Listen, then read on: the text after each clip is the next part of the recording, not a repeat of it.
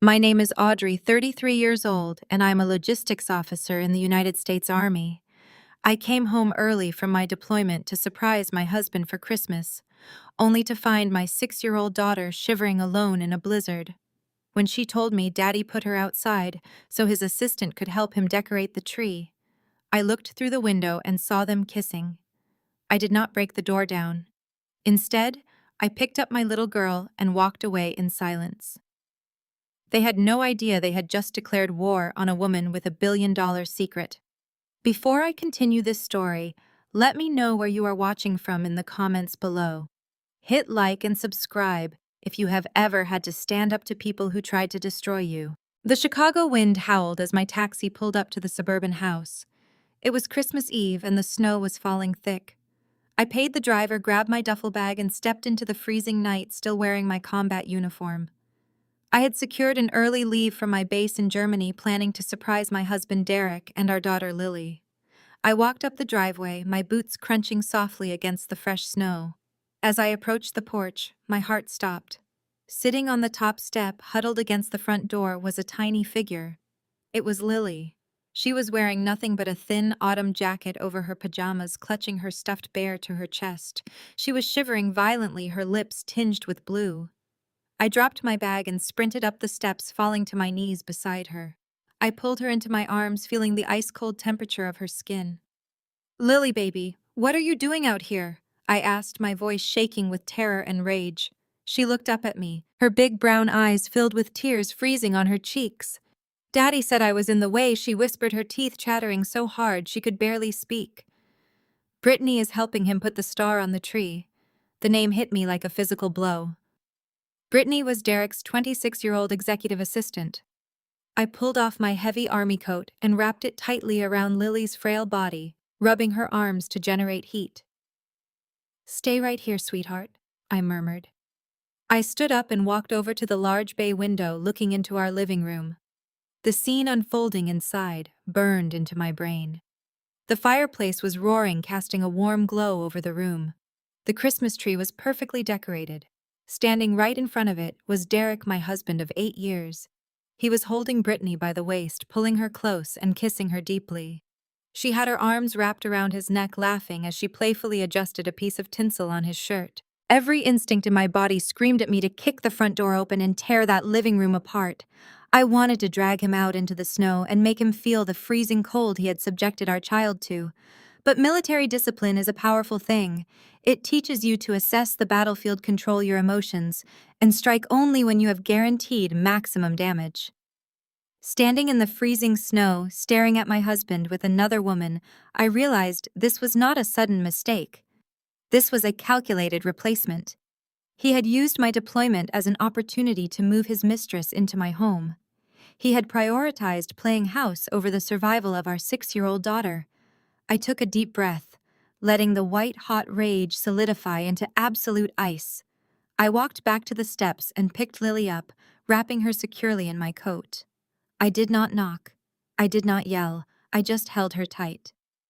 "Come on, baby," I said softly. "You are coming with Mom." I carried her back down the driveway, leaving my duffel bag on the porch as a silent message. The taxi from the airport was still turning around at the end of the cul-de-sac. I flagged the driver down and climbed into the back seat, pulling Lily onto my lap.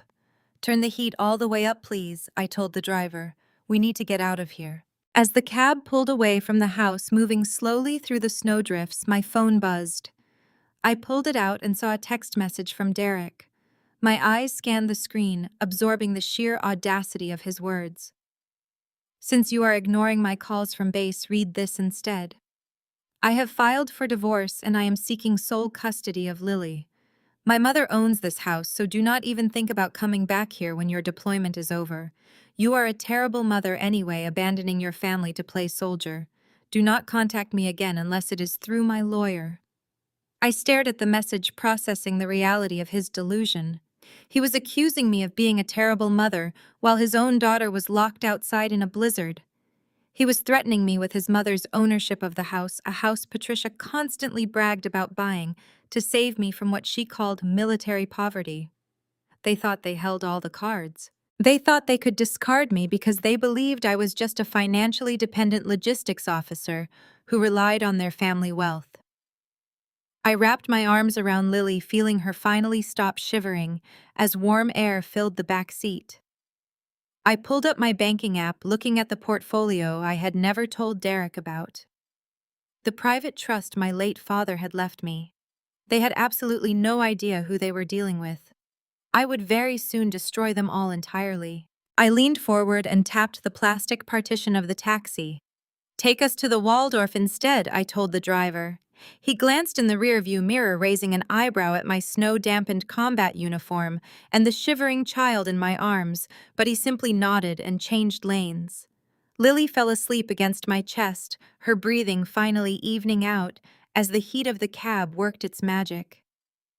I held her very close, feeling the steady rhythm of her heart, a stark contrast to the absolute stillness in my own. When we pulled up to the grand entrance of the Waldorf, a valet opened the door. I stepped out, carrying Lily in one arm and dragging my duffel bag with the other. The warmth of the opulent lobby enveloped us as I walked straight to the front desk. The concierge, a man in a tailored suit, looked up. "Welcome to the Waldorf, ma'am. Do you have a reservation?" I did not answer immediately. I shifted Lily's weight, slightly reached into my pocket, and slid a heavy, matte black corporate card across the polished marble counter. "I need the presidential suite," I said, my voice completely devoid of emotion, "and I will be booking it for the entire month." The concierge blinked, his professional composure faltering for just a fraction of a second as he recognized the insignia on the heavy metal card. "Right away, ma'am," he said, his tone shifting from polite to deeply deferential. "We will have your bags taken up immediately." I took the keycards and headed to the elevators, ignoring the stares of wealthy guests. They saw a tired soldier. They had no idea I could buy the entire building if I wanted to. The next morning, sunlight streamed through the floor-to-ceiling windows of the suite, reflecting off the fresh snow blanketing the city below. I stood by the glass, dressed in a sharp, tailored navy suit.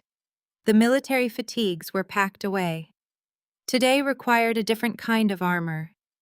I had already made a phone call to Sarah, a former Army medic and a woman I trusted with my life. She arrived at the suite by 8 o'clock, ready to watch Lily. Sarah had seen me through 2 deployments and asked no questions when I told her I needed someone to guard my daughter while I handled a domestic threat. I kissed Lily on the forehead as she sat on the plush sofa watching morning cartoons, completely unaware of the war I was about to wage. "Be good for Sarah, sweetie," I said. "I will be back soon." I left the hotel and took a private car straight to the financial district. My destination was one of the most ruthless, top-tier law firms in downtown Chicago. I needed sharks, and I knew exactly where to find them. As I stepped into the gleaming glass and steel lobby of the firm, a familiar voice called out my name. "Audrey." I turned and saw Kendrick walking toward me. Kendrick was 36, a brilliant African-American man who worked as a senior corporate auditor. He was also my brother-in-law, married to Derek's sister, Allison. We had always shared a quiet mutual understanding, mostly because we were both outsiders in the Wilson family. Kendrick had married into the wealth, but he possessed an ironclad integrity that constantly clashed with his wife's family. He stopped in front of me, his eyes widening as he took in my designer suit and cold demeanor. "You are supposed to be in Germany," he said, his voice dropping to a low, cautious register. "I came home early," I replied evenly. Derek was a little too busy to pick me up from the airport. Kendrick's jaw tightened. He glanced around the busy lobby, noting the attorneys and clients bustling past us. He grabbed my elbow gently but firmly. "Come with me," he said. "Right now." He guided me down a long corridor, swiping his keycard to bypass a restricted area and pulled me into a private soundproof conference room. He shut the heavy oak door and locked it with a sharp click. Kendrick turned to face me, his expression a mix of anger and deep exhaustion. He had always hated the hypocrisy of Derek's family. He had sat at the Thanksgiving table year after year, grinding his teeth while Patricia, my delightful mother-in-law, loudly belittled me. She would sip her expensive wine and announce to the entire room that I was abandoning my duties as a wife to go play soldier with a bunch of men. She claimed I was neglecting her precious son. Kendrick knew the truth. He knew Derek was a lazy, entitled parasite who relied entirely on the family name while parading around as a self-made tech genius. "You know about Brittany," Kendrick stated. It was not a question. "I saw them together last night," I said, keeping my posture perfectly rigid.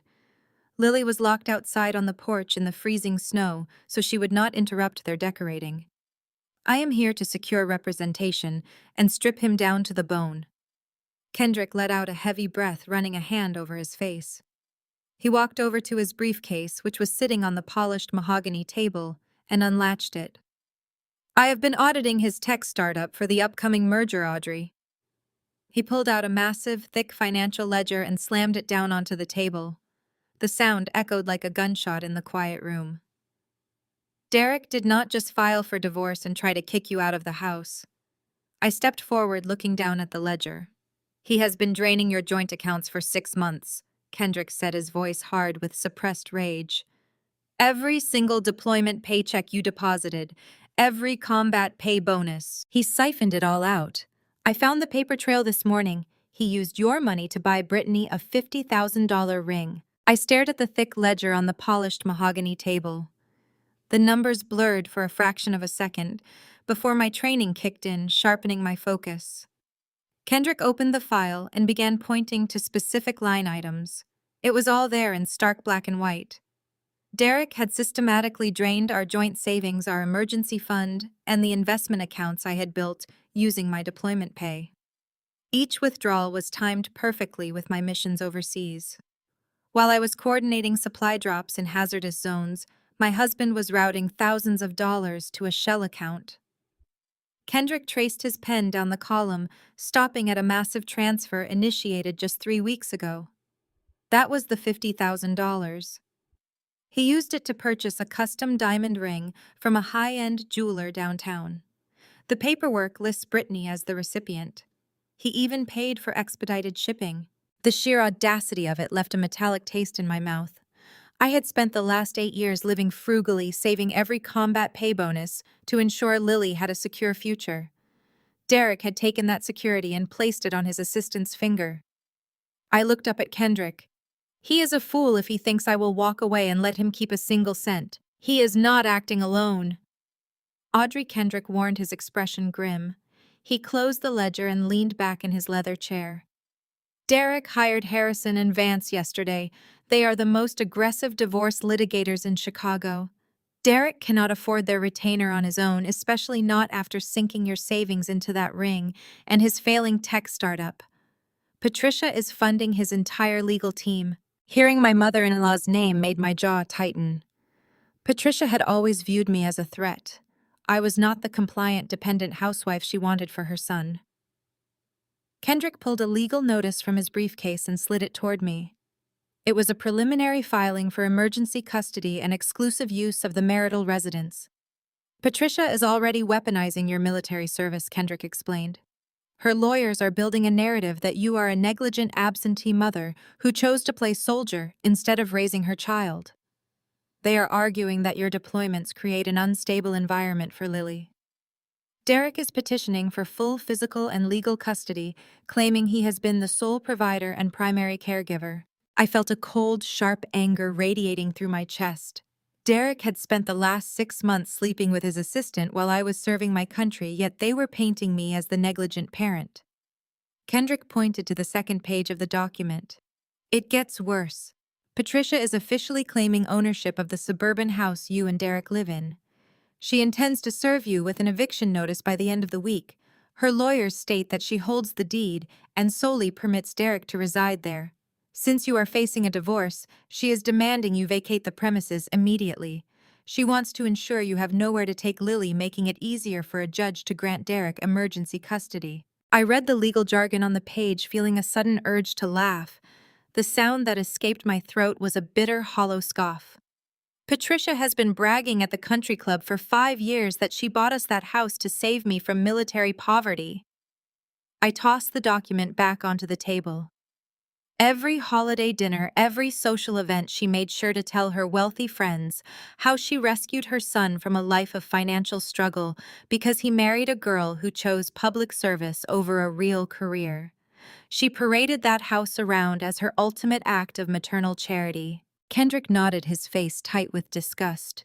That is exactly the angle she is taking to the judge. She wants to prove you bring no financial stability to the table and that you are entirely dependent on her goodwill. Without her house, you are essentially homeless in the eyes of the court. She thinks she has trapped you. I stood up from the table and walked over to my bag.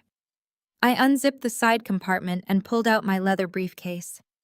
I set it on the mahogany table and clicked the brass locks open. Patricia is a deeply arrogant woman, I said quietly. And arrogant people rarely bother to read the fine print. I reached inside and pulled out a pristine, heavily embossed legal document. I placed it squarely on top of Derek's fraudulent bank statements and slid it across the desk to Kendrick. He looked down at the paper, his brow furrowing as he read the heading. Patricia did not buy that house, I explained, watching Kendrick's eyes widen as he scanned the paragraphs. She never owned it. 8 years ago, when Derek and I got married, Patricia insisted on handling the real estate transaction to ensure she maintained control. She paid a 5% down payment just to get her name on the initial leasing paperwork, but she never secured the mortgage. The remaining 95% of that property, along with the property taxes and the monthly maintenance, was purchased and is entirely owned by a private real estate trust. Kendrick looked up from the document, sheer disbelief registering on his face. A trust that my late biological father left me. I continued, keeping my voice perfectly level. Patricia is not the owner. She is legally my tenant. I am the actual landlord of that property. My trust has been allowing her to play the role of the generous matriarch for years because it kept her out of my daily life. Kendrick traced his finger over the signature line, reading the name of the holding company. He looked back at me, a slow, predatory realization dawning in his eyes. Tell me, Kendrick, I said, leaning over the table. What happens when the actual landlord terminates a month-to-month lease due to a breach of contract on Christmas Day? Kendrick let out a sharp, resonant laugh. He closed the folder, his initial exhaustion completely evaporating, replaced by the thrill of the impending fight. He looked at me, a cold and calculated smirk spreading across his face.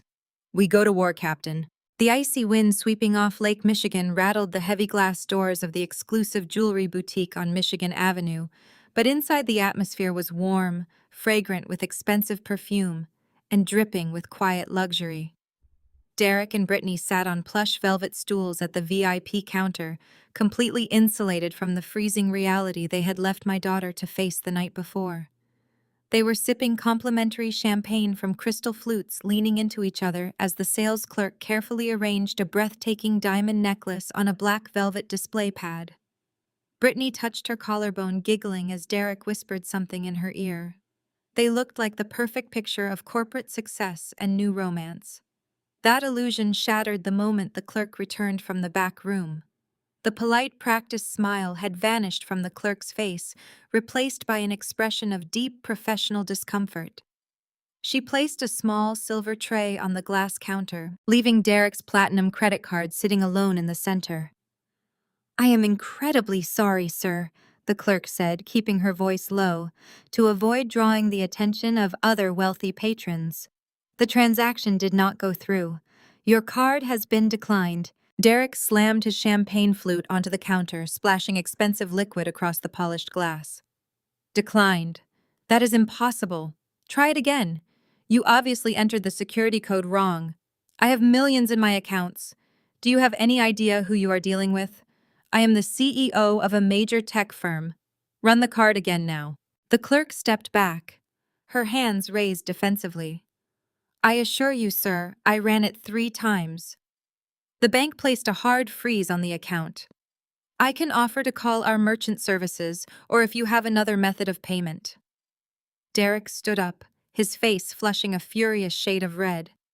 This is unacceptable. I am closing a massive merger this weekend and you are humiliating me over a banking glitch. Get your manager out here right now. That is when I walked through the boutique doors. I had traded my combat boots and military fatigues for a sharp-tailored camel trench coat over a sleek charcoal dress. I let the heavy glass doors close behind me, the sound silencing Derek's pathetic tirade. Kendrick walked right behind me carrying his leather briefcase, looking every bit the ruthless corporate auditor he was. The moment Derek saw me, the color drained completely from his flushed face, leaving him pale and staring. Brittany whipped her head around her smug expression, faltering as she took in my appearance. I did not look like the exhausted, financially dependent soldier they had been laughing at. I walked directly to the VIP counter, bypassing them entirely. I looked down at the diamond necklace resting on the velvet pad. It was a beautiful piece, elegant and sharp. I reached into my coat pocket, pulled out the matte black corporate card from my trust, and dropped it onto the glass counter right next to Derek's declined platinum card. "I will take the necklace," I told the stunned clerk. "Please wrap it nicely. It will make a great holiday bonus for my lead paralegal. She has been working overtime this morning." The clerk stared at the black card, recognized the tier instantly, and practically tripped over herself, rushing to process the transaction. Brittany jumped up from her velvet stool, clinging tightly to Derek's arm. She glared at me, her eyes sweeping up and down my coat with blatant disgust. "You are embarrassing yourself, Audrey," Brittany sneered. "Derek told me everything about your miserable little life. You barely make 60 grand a year in the army. You are living off his hard work and dragging him down. Stop pretending you have money and just sign the divorce papers. You are going to lose everything anyway." I turned to look at Brittany, examining her with the detached curiosity of someone observing a very loud, very ignorant insect. "Derek told you I make 60 grand a year," I repeated evenly. "Did he also tell you that he took a second mortgage on his mother's pension just to cover payroll for his failing startup? Because a man with millions in the bank usually does not have his card declined for a piece of jewelry." Brittany looked at Derek, a sudden flash of doubt crossing her face. "Derek, what is she talking about?" Derek puffed his chest out, stepping between us, trying to physically intimidate me just like he always used to do. He pointed a shaking finger at my face. "You are pathetic, Audrey. You come in here playing dress-up, swiping a credit card you probably maxed out just to make a scene. You think this scares me. You think you can rattle me. I am closing a massive tech merger with Apex Holdings this weekend. I am about to be richer than you could ever comprehend. I have the best lawyers in Chicago on retainer funded by my mother. I will squash you in court. I will take sole custody of Lily, and I will leave you on the street with absolutely nothing. You are a terrible mother, a terrible wife, and a complete failure." The clerk returned, looking terrified of the tension radiating through the room, and handed me a thick shopping bag, along with a sleek receipt folder. I took the pen, signed my name with slow, deliberate strokes, and handed it back to her. I picked up the shopping bag, feeling the satisfying weight of it in my hand. Then I turned my attention back to my husband. I did not raise my voice. I did not need to. True power never has to shout. I looked directly into his panicked, arrogant eyes and let a cold smirk touch the corners of my mouth. "Are you absolutely sure about that merger, Derek?" I asked, my voice carrying clearly through the quiet boutique. "Because your lead investors have just read my email." Derek let out a sharp, barking laugh that echoed against the glass display cases. He shook his head, looking at me with a mixture of pity and disdain. "You are delusional, Audrey," he scoffed, adjusting the cuffs of his tailored suit. "You think you can just send an email to Apex Holdings and derail a multi-million-dollar merger. Those men are sharks. They do not care about the bitter ramblings of a scorned, underpaid Army logistics officer. They care about projections, market share, and my proprietary software. You are completely out of your depth. Go back to your barracks and leave the real business to the adults." He reached for his champagne flute, intending to take a victorious sip, but the sharp trill of his cell phone shattered the moment. Derek glanced at the screen, his smug expression wavering slightly when he saw the caller ID. It was his chief financial officer. He swiped the screen to answer, pressing the phone to his ear with an irritated sigh. "What is it?" he snapped. "I am in the middle of something important." Kendrick and I stood perfectly still, watching the color drain from Derek's face. The transformation was instantaneous and absolute. His jaw dropped and the hand holding the champagne flute began to tremble so violently that the liquid spilled over the rim, dripping onto his expensive leather shoes. "What do you mean they pulled out?" Derek hissed, his voice cracking. He turned away from us, pacing a tight circle near the entrance of the VIP lounge. "That is $2 million in operating capital. We need that to make payroll next week." We could hear the frantic, tinny voice of the CFO bleeding through the phone's speaker. The words were indistinct, but the sheer panic in the man's tone was unmistakable. Derek ran a hand through his hair, ruining the gelled look. "Breach of morality clause." Derek repeated, his voice escalating into a near shout. "Financial discrepancies." "That is impossible." The audit was clean. We hid the personal transfers perfectly. He froze, his eyes darting toward Kendrick, who was standing beside me with his arms crossed and a deeply satisfied smirk on his face. Kendrick gave Derek a slow, mocking wave. The realization hit Derek like a physical blow. The brilliant tech CEO finally understood that the senior corporate auditor he had always dismissed had just single-handedly dismantled his fraudulent empire. Brittany, sensing the sudden shift in power, but completely failing to grasp the gravity of the situation, grabbed Derek's arm and yanked him back toward the jewelry counter. "Derek, what is going on?" she whined, her voice pitching into a shrill register that made the sales clerk wince. "You promised me this necklace. And what about the wedding planner?" "We have deposits due for the Hamptons venue by Friday. You said we were booking the oceanfront estate. How are we going to pay for the Hamptons wedding if your investors are backing out?" Derek violently shoved her hand away, his eyes wild and unfocused. "Shut up about the wedding, Brittany," he roared, losing whatever shred of public decency he had left. "The company is going under. Apex just froze all our accounts." Brittany gasped, stepping back as if she had been slapped. She looked from Derek to me, her face twisting into a mask of pure ugly entitlement. "You cannot let her do this to us, Derek. She is just a nobody. Make her fix it." Derek ignored her, his chest heaving as he turned his fury entirely on me. He marched forward, stopping mere inches from my face. "You called the military investigators on me, did you not?" He snarled, a fine mist of spit flying from his lips. "You used your precious army contacts to flag my accounts and launch a federal probe. You are trying to ruin my life because you are too weak to accept that I moved on." I did not flinch. I did not step back. I held my ground, staring into the eyes of a man I had once promised to build a life with, feeling absolutely nothing but cold, clinical detachment. He was spiraling, grasping at absurd conspiracy theories, because his ego could not accept the simple truth. He had left a paper trail a mile wide, and he had underestimated the very people he deemed beneath his notice. I leaned in close, ensuring he heard every single syllable with perfect clarity. "I did not call the military, Derek." I said, my voice dropping to a low, lethal whisper. "I called the bank. You used our joint accounts to fund your mistress and prop up a failing company. I simply reported the unauthorized transfers and submitted Kendrick's audit directly to the fraud department at Apex Holdings. They do not like investing in CEOs who embezzle from their wives." I stepped back, adjusting the collar of my trench coat. "Enjoy the overdraft fees, Derek." I turned on my heel and walked toward the exit, the heavy shopping bag containing the diamond necklace swinging at my side. Kendrick followed right beside me, leaving Derek and Brittany standing in the middle of the boutique, surrounded by luxury they could no longer afford, screaming at each other as their fantasy crumbled into dust. We pushed through the heavy glass doors and stepped out onto the freezing, wind-swept sidewalk of Michigan Avenue. The cold air hit my face, sharp and bracing. I took a deep breath, feeling a profound sense of satisfaction.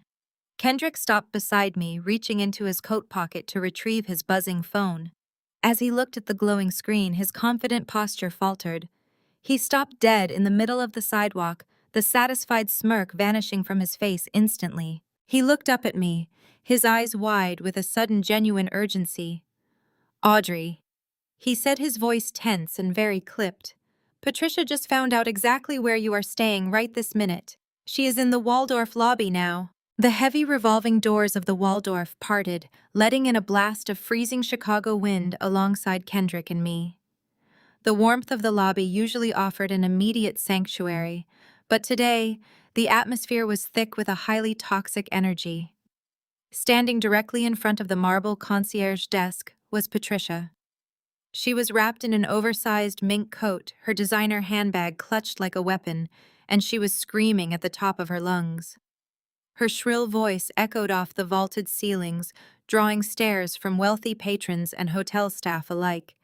She was demanding the room number of her runaway daughter-in-law, slamming her palm against the polished stone counter. The concierge, ever the professional, maintained a perfectly blank expression, repeating hotel privacy policies in a calm, soothing tone that only seemed to infuriate her further. I did not break my stride. I adjusted the collar of my trench coat and walked straight toward the chaos, Kendrick matching my pace perfectly. Patricia spun around mid-sentence, catching sight of us approaching. Her eyes narrowed into slits of pure venom. She abandoned the poor concierge and charged directly at me, moving with an aggressive entitlement that assumed the world would simply step out of her way. She stopped inches from my face, lifting a perfectly manicured hand and jabbing a sharp finger hard against my chest. "You ungrateful wretch!" Patricia spat, her voice echoing through the massive lobby. "You leave your child to go play soldier with a bunch of men, and now you are trying to steal my son's money. I want you permanently out of my house by the end of today, Audrey. You will not humiliate this family." I looked down at her fingers still pressing into my coat, and then looked back up into her furious eyes. I did not flinch. I did not raise my voice. I simply let the silence stretch for a fraction of a second, letting her absorb the absolute lack of fear in my posture. "Remove your hand, Patricia," I said, my tone dangerously low. "Or I will remove it for you." She snatched her hand back as if she had been burned, but her arrogant facade quickly snapped right back into place. She turned slightly, ensuring the small crowd of onlookers gathering near the elevators could hear every single word she was about to broadcast. "My son is a self-made genius," she proclaimed loudly, throwing her arms out in a dramatic gesture. "He built a tech empire from the ground up while you were busy playing war games across the ocean. You are nothing but a gold digger dragging down the family name. You contributed absolutely zero to this marriage, and the moment his company is about to merge, you crawl back trying to secure a payout. You are a negligent mother and a total fraud." I caught the eye of the head of hotel security, a broad-shouldered man standing near the entrance. I gave him a subtle, sharp nod. Within seconds, two large security officers moved smoothly across the marble floor, stepping in to flank Patricia on either side. They did not touch her, but their sudden towering presence immediately boxed her in. Patricia glanced at them, her mouth opening in fresh outrage. But before she could launch into another tirade, I pulled my smartphone from my pocket. "You love talking about your son's financial genius, Patricia," I said, keeping my eyes locked dead on hers. "Let us listen to exactly how he built that empire you are so proud of." I calmly unlocked the screen, pulled up the hidden digital audio file Kendrick had extracted directly from the startup's internal communication server, and pressed play. I turned the volume all the way to maximum. Derek's voice filled the space between us, crisp and undeniably panicked.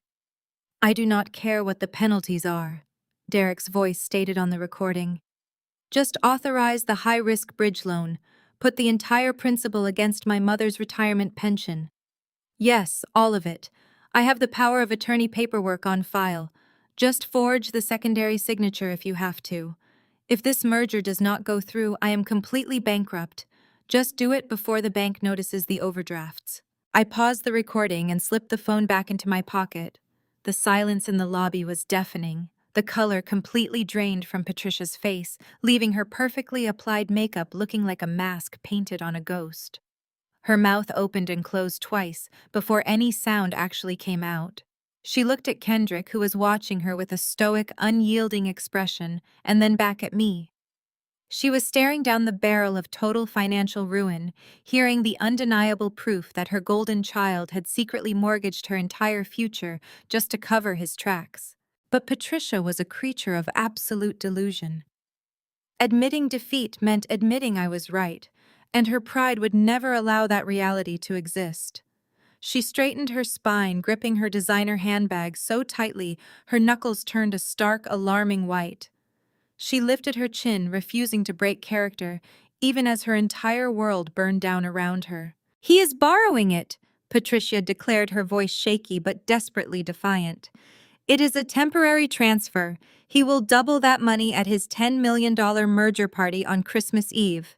You are just trying to manipulate me with out-of-context business negotiations. He is going to be richer than ever, and you will be completely written out of the narrative."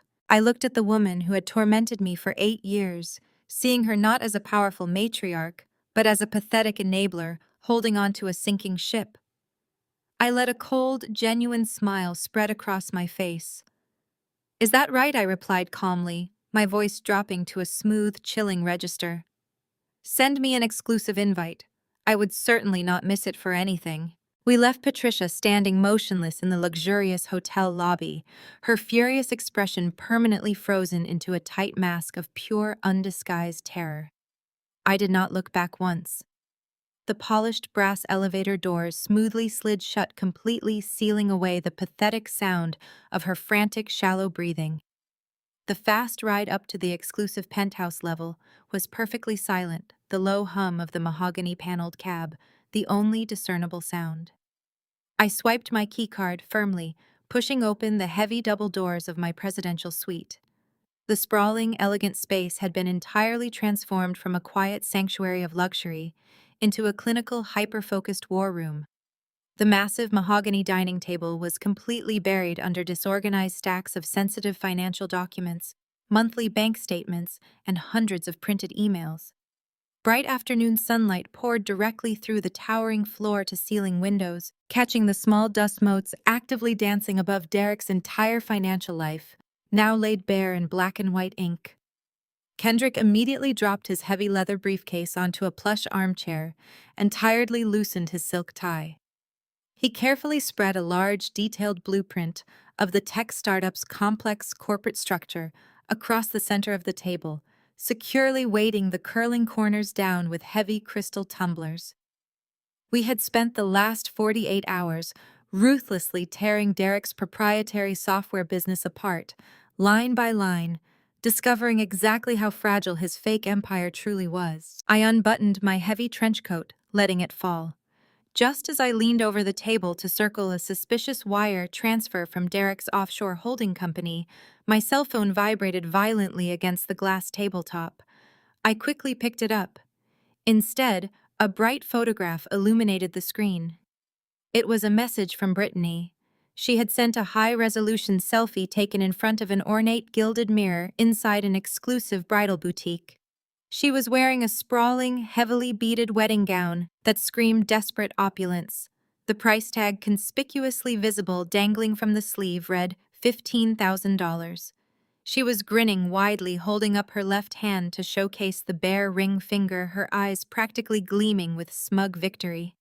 Below the image, the caption read, "Derek is proposing at the corporate gala tonight.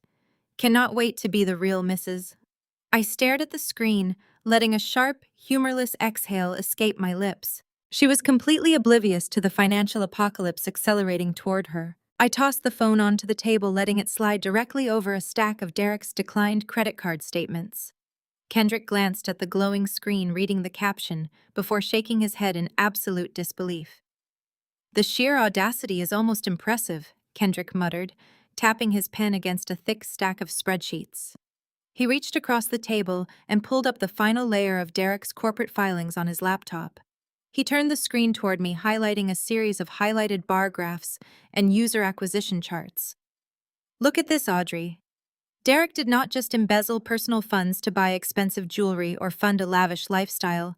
He has been systematically inflating his startup's user engagement numbers for the past 14 months. He created thousands of fake accounts running bot farms to simulate active daily users. He needed to generate fake revenue streams to convince Apex Holdings that his proprietary software was actually profitable. The entire company is a hollow shell built on manipulated data. He was using Patricia's retirement pension just to cover the operational costs of maintaining the illusion until the merger closed. I leaned closer to the screen, tracing the fake revenue spikes with my finger. The numbers were staggering, but they were sloppy. Derek had always been arrogant, believing his own charm could cover up his lack of actual substance. He had assumed nobody would look closely enough at the raw data, certainly not the venture capital firm he was courting. But Kendrick was not just anyone.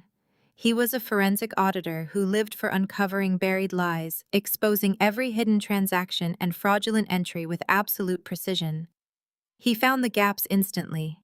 Kendrick let out a low whistle, sliding a thick red folder from the bottom of his briefcase and placing it directly in front of me. It is significantly worse than simple corporate embezzlement or faking user metrics, Audrey, Kendrick said, his voice dropping into a serious clinical tone. He tapped the thick red cardboard cover. Derek has been aggressively moving large sums of corporate funds into untraceable offshore accounts located across several different tax havens.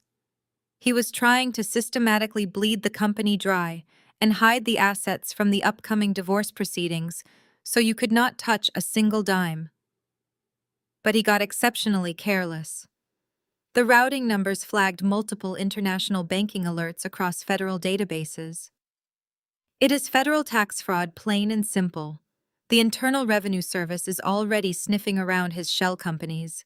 I placed my hand flat on top of the red folder, feeling the satisfying weight of absolute destruction beneath my palm. The man who had called me a failure, who had mocked my career and spat in my face, had blindly handed me the exact weapon needed to permanently dismantle his entire existence. Every insult, every lie, and every act of betrayal had steadily led him right here to this very moment of inescapable ruin. He thought he was untouchable, operating above the law and entirely beyond consequence. He genuinely believed that his carefully crafted illusions would shield him from the harsh reality of his own incompetence. I looked at the selfie of Brittany still glowing brightly on my phone screen, happily dreaming of a lavish wedding funded entirely by stolen money and deceit. I studied her eager, desperate smile one last time before finally turning my attention back to Kendrick. I slowly closed the heavy cardboard cover of the red folder, letting a cold, predatory smile touch the corners of my mouth. Let us give the feds a wrapped present. Hours later, it was Christmas Eve night. For weeks, this date had hung over my head like an execution order the night Derek planned to publicly replace me and cement his fraudulent empire in front of the city elite. Instead, it was going to be his total unmaking. I stood alone in the center of the sprawling master bedroom, staring directly into the massive floor-to-ceiling mirror. For a fleeting second, my hand hovered over the familiar olive green fabric of my dress uniform, hanging neatly in the open closet. My military career had taught me discipline, strategic planning, and the absolute necessity of keeping a cool head under direct fire. Derek had spent our entire marriage mocking that career, calling it a masculine hobby. He believed my uniform was a symbol of my financial inferiority. I let my hand drop from the olive fabric. Tonight, I was not going in as a soldier.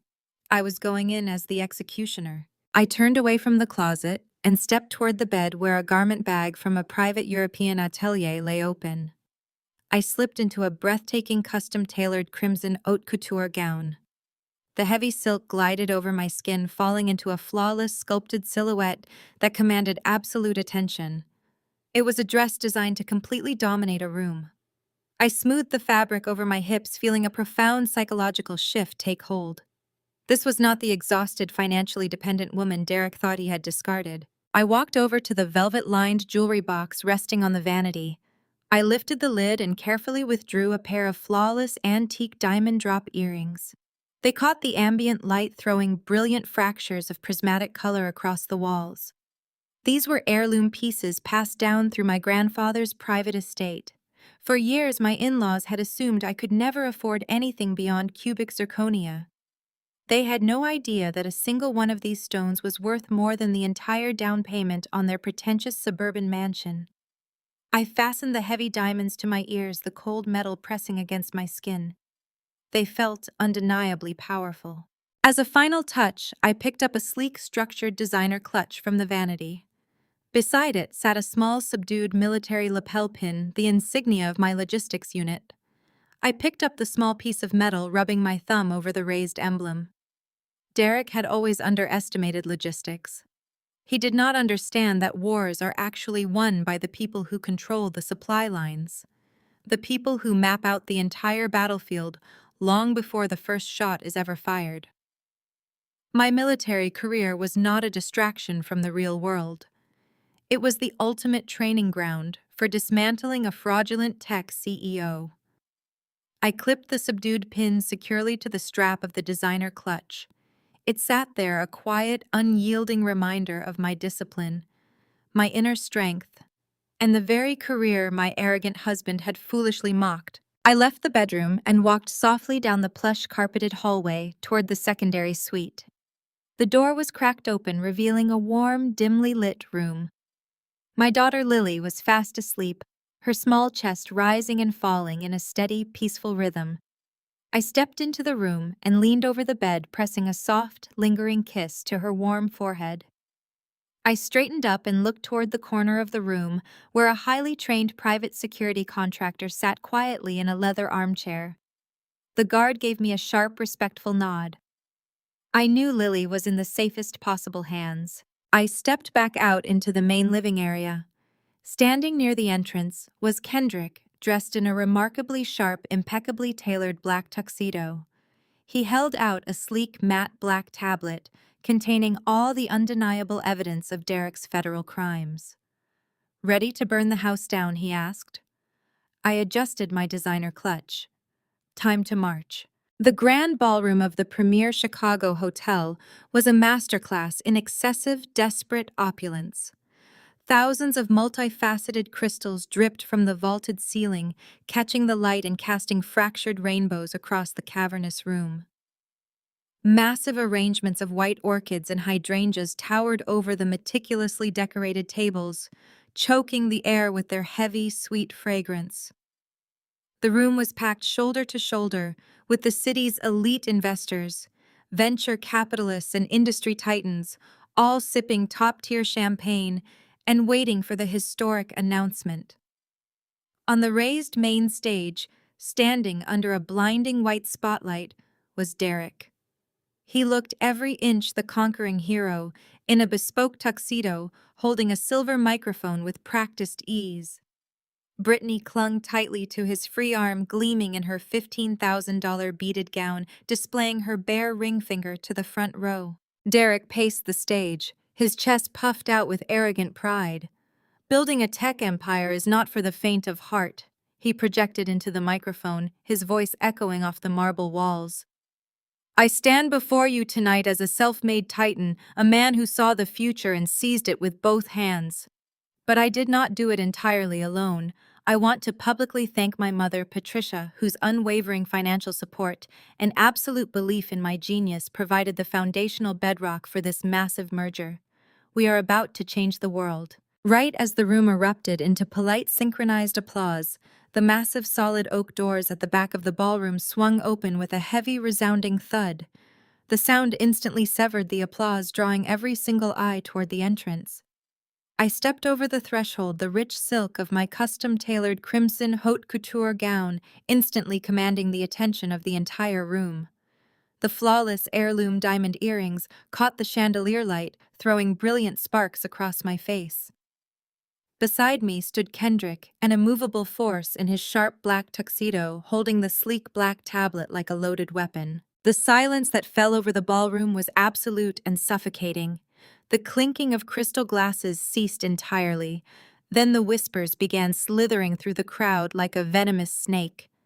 People leaned into each other, their eyes darting over my crimson gown and the diamonds at my ears. I could hear the harsh murmurs from the tables closest to the door. "That is the crazy ex-wife," a woman in a silver dress hissed behind her hand. "I heard she lost her mind and got fired from her logistics job." The room buzzed with the manufactured narrative Derek had carefully planted to discredit me before I could ever expose his fraud. On the stage, the smug satisfaction melted off Derek's face, replaced instantly by a mask of raw, unfiltered panic. His hand trembled and he lowered the microphone, letting it drop to his side with a harsh burst of static feedback. Brittany gasped, taking a sudden step backward, her perfectly manicured hands flying up to cover her mouth. Derek recovered his voice, his panic twisting rapidly into volatile anger. He pointed a shaking finger toward the back of the room. "Security!" Derek barked, his voice cracking slightly as it echoed through the massive ballroom. "Get this failure out of here right now. She is trespassing. Or at least drag her to the staff table hidden in the back where grunts belong." Four massive security guards in dark suits instantly broke from their posts along the perimeter walls. They moved with coordinated military precision, closing the distance between us with their hands reaching out to grab my arms and physically force me back through the oak doors. The crowd parted, stepping out of the way to avoid the impending physical altercation. I did not flinch, and I certainly did not stop walking. As the largest guard reached out to grab my shoulder, I simply raised my right hand, lifting the designer clutch into the light. Pinned securely to the fine leather right beside my subdued military logistics badge was a solid titanium VIP access credential. It was the highest-level security clearance badge issued exclusively to the senior executive board of Apex Holdings. The guard stopped dead in his tracks, his eyes widening as he recognized the heavy metal insignia. He immediately stepped back, lowering his hands and nodding respectfully. He tapped the shoulder of the guard next to him, and the entire security detail seamlessly parted, forming a clear, unobstructed path directly through the center of the ballroom. I walked straight up the center aisle, my posture perfectly rigid, my chin held high. The sharp, rhythmic clicking of my heels against the polished marble floor cut through the dead silence of the room like a metronome counting down to an execution. Kendrick matched my pace exactly, his eyes locked on Derek, who was practically hyperventilating on the stage. The elite investors and venture capitalists stared in complete shock as the woman they had just dismissed as a crazy, bitter ex-wife commanded the entire room without saying a single word. I reached the very edge of the stage, stopping directly in front of Derek and Brittany. I looked up at the man who had mercilessly stolen from his own mother, deliberately defrauded his wealthy investors, and desperately tried to leave me with absolutely nothing on the streets. He was sweating profusely under the intense stage lights, his meticulously tailored tuxedo suddenly looking 2 full sizes too big for his trembling frame. He opened his mouth to loudly shout for the hotel security guards again, but the frantic words completely died in his dry throat. I slowly adjusted my clutch, ensuring the highly coveted titanium Apex Holdings badge caught the bright chandelier light one last time for everyone to witness. I looked him dead in the eyes, my voice carrying perfectly and clearly through the utterly silent, breathless room without needing a microphone. "I do not sit at the back, Derek. I own the table." The absolute silence blanketing the grand ballroom was heavy. I stood at the stage's base, staring into Derek's pale, trembling face. The tension in the cavernous space was palpable, an electric charge snapping through the air. Wealthy investors and venture capitalists leaned forward in plush velvet chairs. Their initial shock rapidly dissolved into sheer confusion and brewing excitement. This crowd thrived on corporate bloodsport, and they could practically smell the slaughter about to unfold before them. Derek looked like a man who had just stepped on an active landmine, completely frozen, terrified that any sudden movement would result in his total obliteration. His mouth hung slightly open, devoid of the smug arrogance he had been broadcasting just moments before. Brittany was physically cowering behind his right shoulder, her $15,000 gown suddenly looking like a cheap costume. I did not wait for an invitation. I gracefully stepped up the short flight of carpeted stairs leading to the main platform. The crimson silk of my haute couture gown flowed seamlessly around my legs as I ascended, projecting an absolute, unyielding authority. Derek instinctively shrank back as I systematically closed the distance between us. His knuckles were bone-white as he gripped the silver microphone, utterly paralyzed by the staggering reality of my physical presence on his stage. I reached out and firmly snatched the microphone directly from his trembling hand. He did not offer a single ounce of resistance. His fingers simply uncurled meekly, surrendering the very symbol of his power without a fight. Before I could even raise the microphone to my lips, a shrill, hysterical shriek shattered the quiet anticipation of the room. Patricia practically threw herself out of her front row VIP seat. She rushed frantically to the very front edge of the stage, her oversized mink coat slipping off her shoulders and pooling on the cold marble floor. Her face was wildly distorted with a grotesque mixture of outrage and sheer panic. "Somebody arrest this lunatic!" Patricia screamed at the top of her lungs, pointing a perfectly manicured, trembling finger up at me. "Get her off that stage immediately. She has no business being here. She is just a military grunt. She is trying to ruin my son." The sheer desperation in her shrill voice echoed unpleasantly off the vaulted ceilings. A few of the wealthy investors sitting nearby actually physically recoiled from her unhinged outburst, exchanging sharp, judgmental glances. Kendrick, who had faithfully followed me to the base of the stairs, stepped squarely in front of Patricia, his broad shoulders easily blocking her path to the steps. He did not speak. He simply crossed his arms over his broad chest, his stoic, incredibly intimidating presence, instantly shutting down any thought she had of climbing onto the stage. Patricia let out a strangled gasp of pure frustration, effectively neutralized by his absolute silence. I turned my attention away from the pathetic display at the edge of the stage and looked out at the sea of investors gathered before me. Hundreds of powerful, highly influential faces stared back, hanging on my every move. I confidently raised the silver microphone. "My name is Audrey," I stated, my voice echoing with crisp, unwavering authority through the massive ballroom. "Most of you in this room only know me as Derek's estranged wife. You have likely heard the colorful, entirely fabricated stories he has openly circulated about my mental state and my career. But what Derek completely failed to mention during his extensive, highly publicized due diligence process is my maiden name and my actual profession outside the military." A low murmur rippled through the crowd. I could clearly see prominent venture capitalists hurriedly whispering to their associates, cell phones discreetly appearing as people began searching my name. Derek was sweating profusely now, taking another slow, terrified step backward until he physically bumped into the large acrylic podium. He was completely trapped, pinned between my absolute composure and the crushing weight of his own impending exposure. I looked over at Kendrick, giving him a swift, sharp nod. Kendrick immediately tapped the illuminated screen of his laptop, syncing it directly with the sleek black tablet he had handed me moments before. I held the tablet up, feeling the cool metal edge against my palm. This was the exact instrument of his corporate execution. "You see, Derek has always possessed a fatal flaw." I continued, my piercing gaze sweeping across the captivated audience before snapping back to lock onto my husband's terrified eyes. "He chronically underestimates the people he considers beneath him. He was so incredibly eager to secure a massive buyout that he never bothered to look past the corporate veil of the venture capital firm he was aggressively courting. He never once questioned who actually controlled the unlimited capital he was so desperate to acquire to successfully cover his criminal tracks." I smoothly tapped the glowing screen of the tablet securely positioned in my hand. Instantly, the massive, towering LED screen positioned directly behind Derek visibly flickered. The brightly colored animated logo of his proprietary tech startup completely vanished into blackness. A fraction of a second later, a new image boldly illuminated the stage, bathing Derek and Brittany in a stark, extremely cold blue light. It was the sharp, unmistakable, globally recognized corporate logo of Apex Holdings.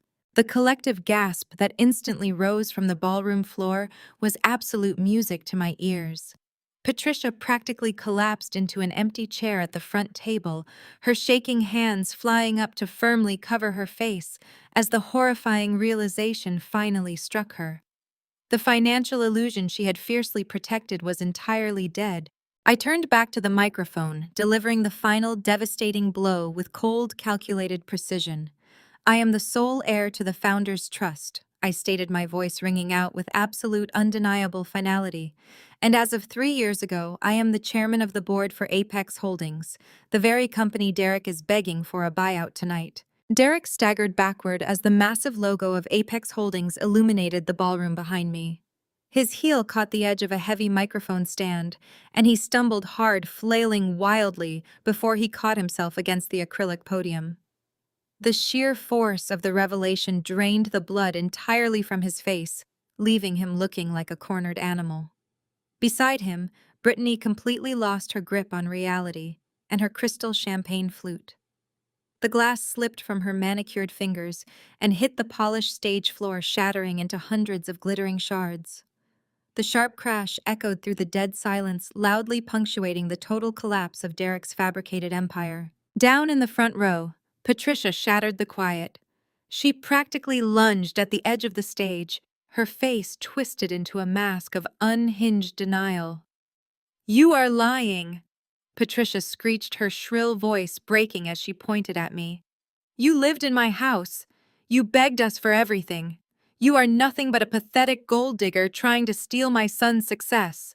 I did not raise my voice. I did not need to. The entire room was hanging on to my every breath. I calmly looked down at the tablet in my left hand and pressed a single button. The giant LED screen behind Derek instantly shifted. The bright blue Apex Holdings logo vanished rapidly, replaced by a sprawling montage of high-resolution financial documents, tax records, and certified real estate deeds. The stark black and white text was magnified to massive proportions, making the undeniable truth visible to every investor sitting in the back row. "Let us talk about that house, Patricia," I announced smoothly over the microphone, my voice cutting through the thick tension of the ballroom like a sharpened blade. I turned my attention directly to the furious matriarch standing below me. "You have spent the last 8 years loudly reminding anyone who would listen that you graciously provided a roof over my head. You claimed you funded our suburban lifestyle. You genuinely believed you were the generous benefactor." Patricia crossed her arms, her chest heaving as she glared up at me, stubbornly refusing to back down. "I paid for that estate," she spat, her eyes darting nervously toward the massive screen above. "You paid a 5% down payment 8 years ago," I corrected her, my tone dropping into a deadly clinical register. "That initial deposit was exactly $80,000. It was a generous gift, certainly, but it was nowhere near enough to secure the deed or cover the massive mortgage you convinced Derek to sign." I slowly walked to the edge of the stage, looming directly over her. The remaining 95% of that mortgage, along with the property taxes, the extensive landscaping bills, and the structural maintenance, were quietly and consistently paid in full by my blind trust. A collective gasp ripped through the captivated audience.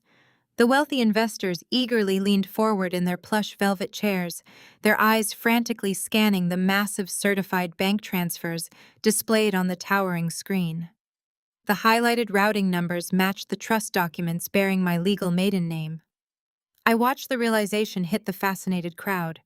They were witnessing a brutal, highly calculated financial execution in real time, and they could not look away. "You never truly owned that house, Patricia," I stated firmly, my steady voice echoing off the heavy crystal chandeliers.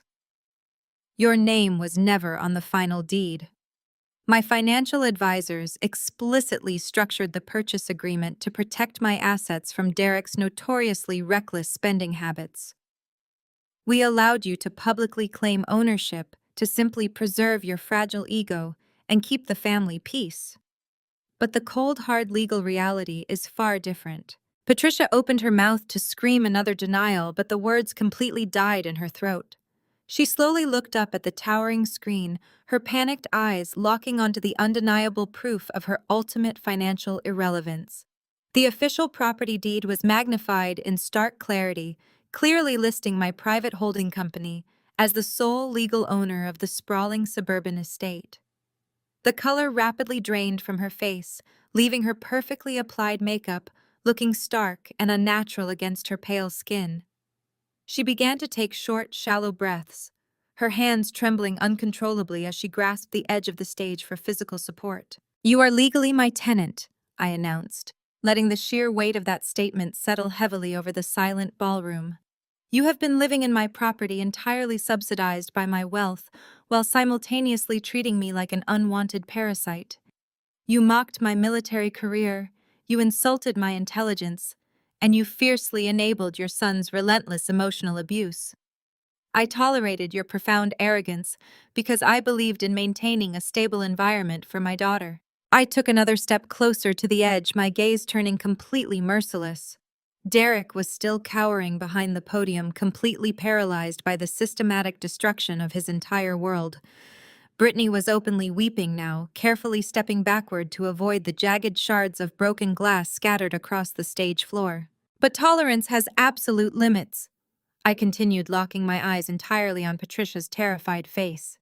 She was openly hyperventilating now, clutching her chest, as the full magnitude of her impending ruin finally took hold.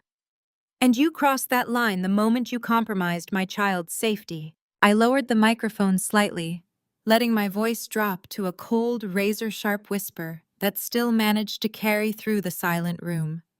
And since my tenant deliberately allowed my daughter to be locked out in freezing weather, I filed the official eviction papers this afternoon. Patricia let out a strangled, pathetic whimper, her knees visibly buckling. She looked up at me with wide, panicked eyes, finally understanding that the power dynamic had permanently shifted. There would be no negotiations, no second chances, and absolutely no mercy. You have exactly 24 hours to pack your things and entirely vacate my property, I commanded. The ballroom descended into absolute chaos. The previously hushed crowd of elite investors and venture capitalists erupted into a deafening roar of frantic whispers and outright shouts. The sheer scale of the humiliation was unprecedented. Patricia stood frozen at the base of the stage, her mouth opening and closing soundlessly like a fish suffocating on dry land. The reality of losing her luxurious suburban mansion, her entirely subsidized lifestyle, and her carefully curated social standing, all within a matter of seconds, completely paralyzed her. She swayed on her expensive heels, grasping blindly at the edge of the stage, before slumping heavily into a nearby velvet chair. Her hands clawed at her oversized mink coat, her breath coming in ragged, shallow gasps. Up on the stage, the panic had fully consumed Derek. His meticulously groomed appearance was completely gone. Heavy beads of sweat rolled down his forehead, soaking the collar of his bespoke tuxedo shirt. He looked wildly around the room, his eyes darting frantically across the sea of suddenly hostile faces. The elite buyers from Apex Holdings were already pulling out their phones rapidly, typing messages to their legal teams to halt any pending transactions. Derek realized his entire fraudulent empire was evaporating right in front of his eyes. Desperation completely overrode his common sense. He lunged forward, throwing his entire body weight toward me, in a pathetic, clumsy attempt to snatch the silver microphone directly from my hand to salvage his deal. I simply took one smooth, calculated step to the side. Derek stumbled past me, his expensive leather shoes slipping on the polished marble stage. He crashed hard into the acrylic podium, knocking it sideways with a loud, ringing thud.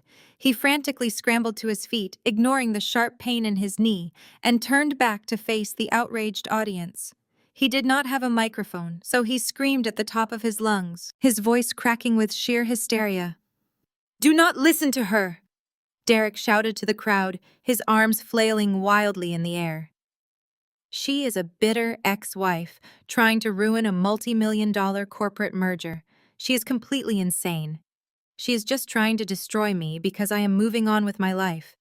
This is a personal vendetta, not a professional assessment.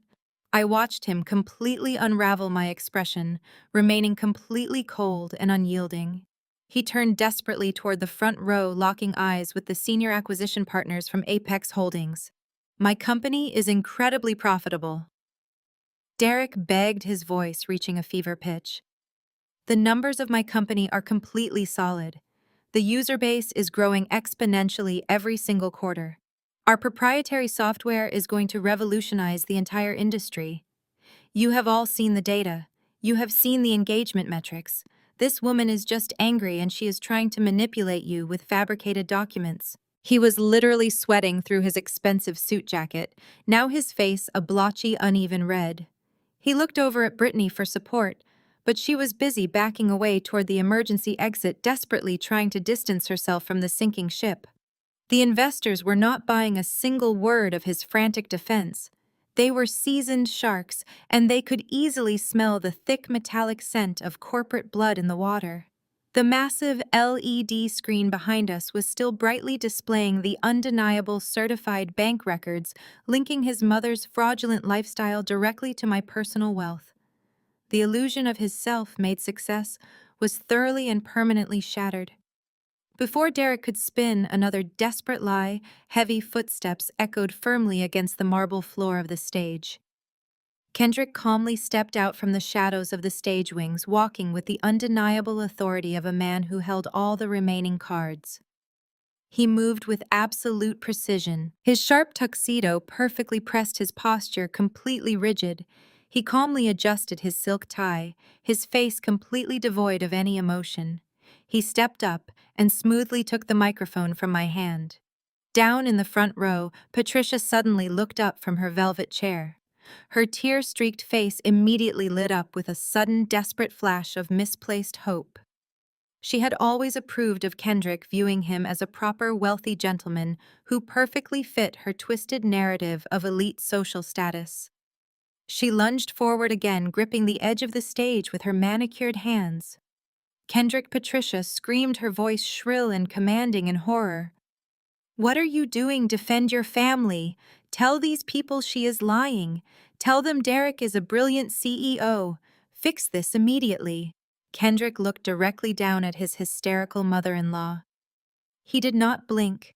He did not offer a comforting smile. He simply stared at her with the cold, calculating gaze of a predator examining its prey.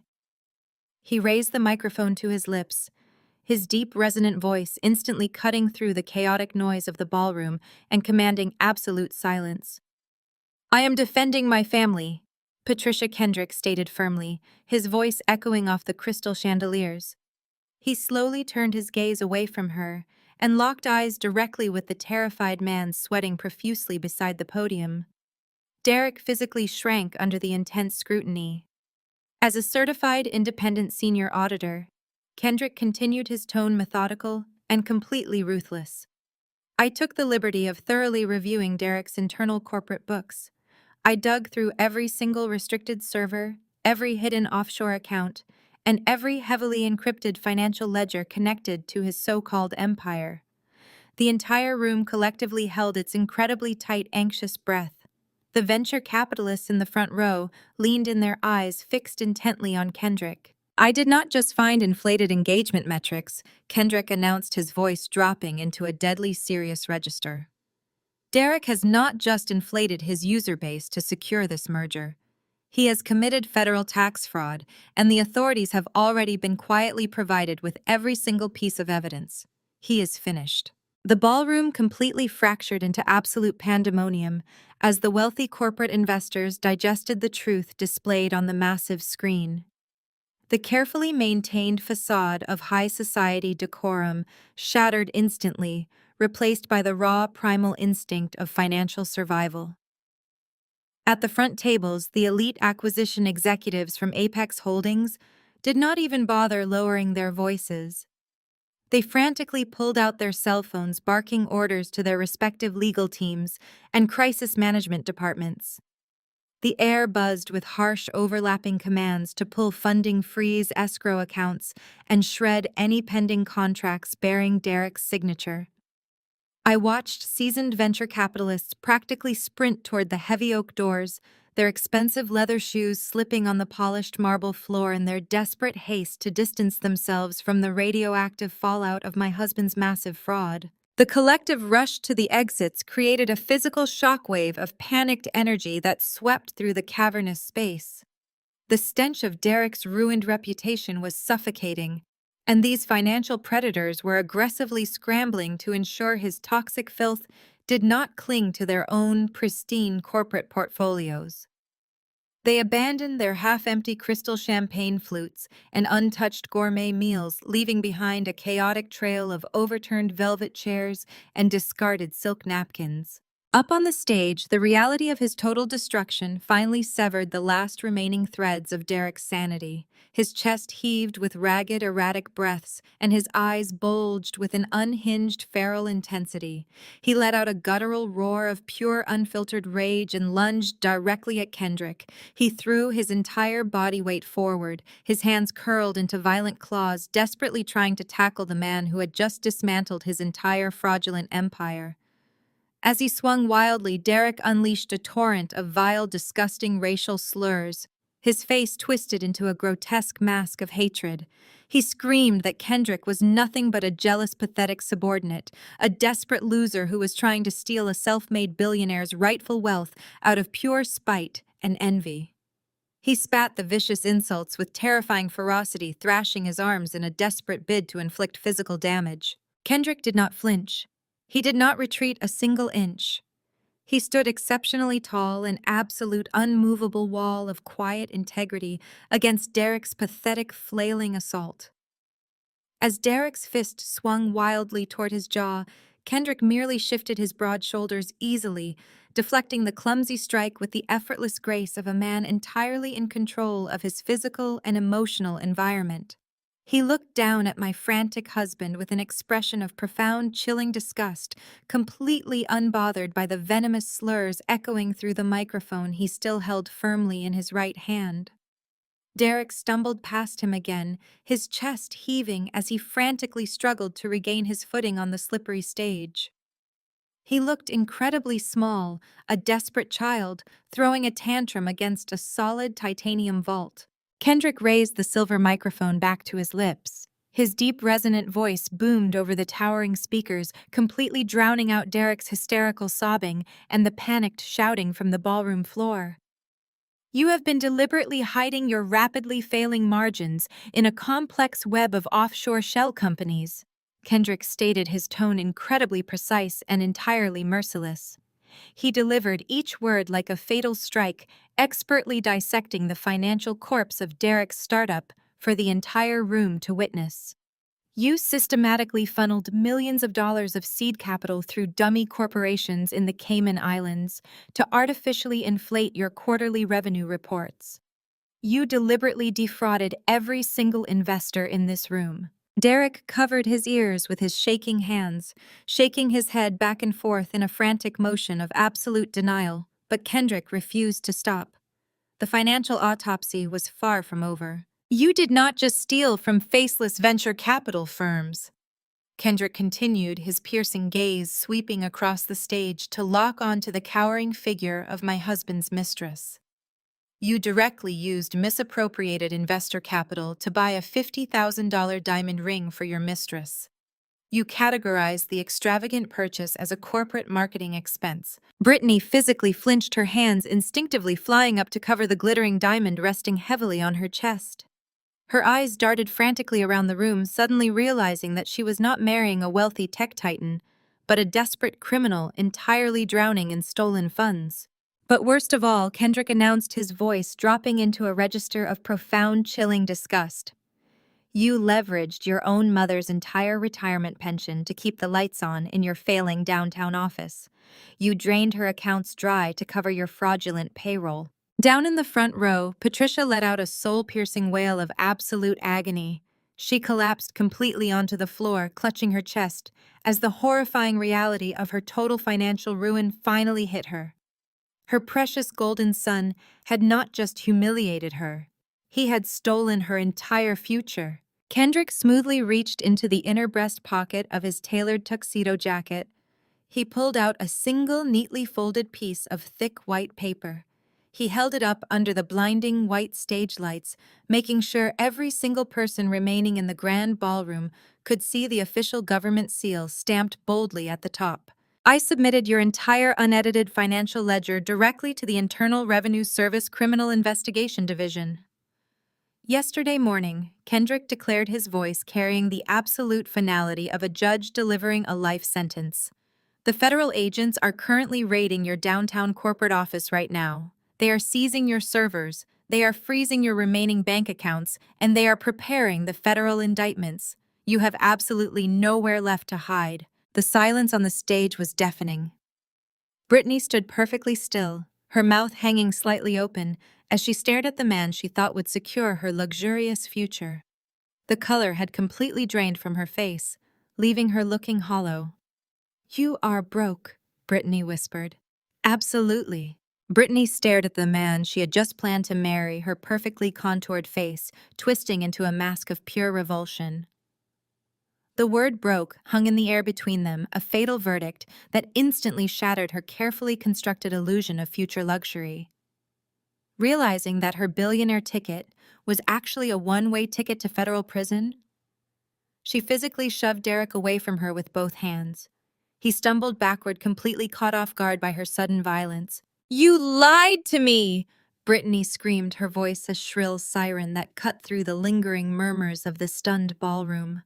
She clawed frantically at her left hand, her manicured fingers struggling against the sudden swelling of her own panic. She ripped the massive diamond ring off her finger and threw it hard directly at Derek's chest. The heavy stone bounced off his lapel and clattered uselessly onto the stage floor, spinning away into the darkness. "You told me she was a crazy broke soldier and you were a tech god. You told me you were building an empire, you pathetic fraud."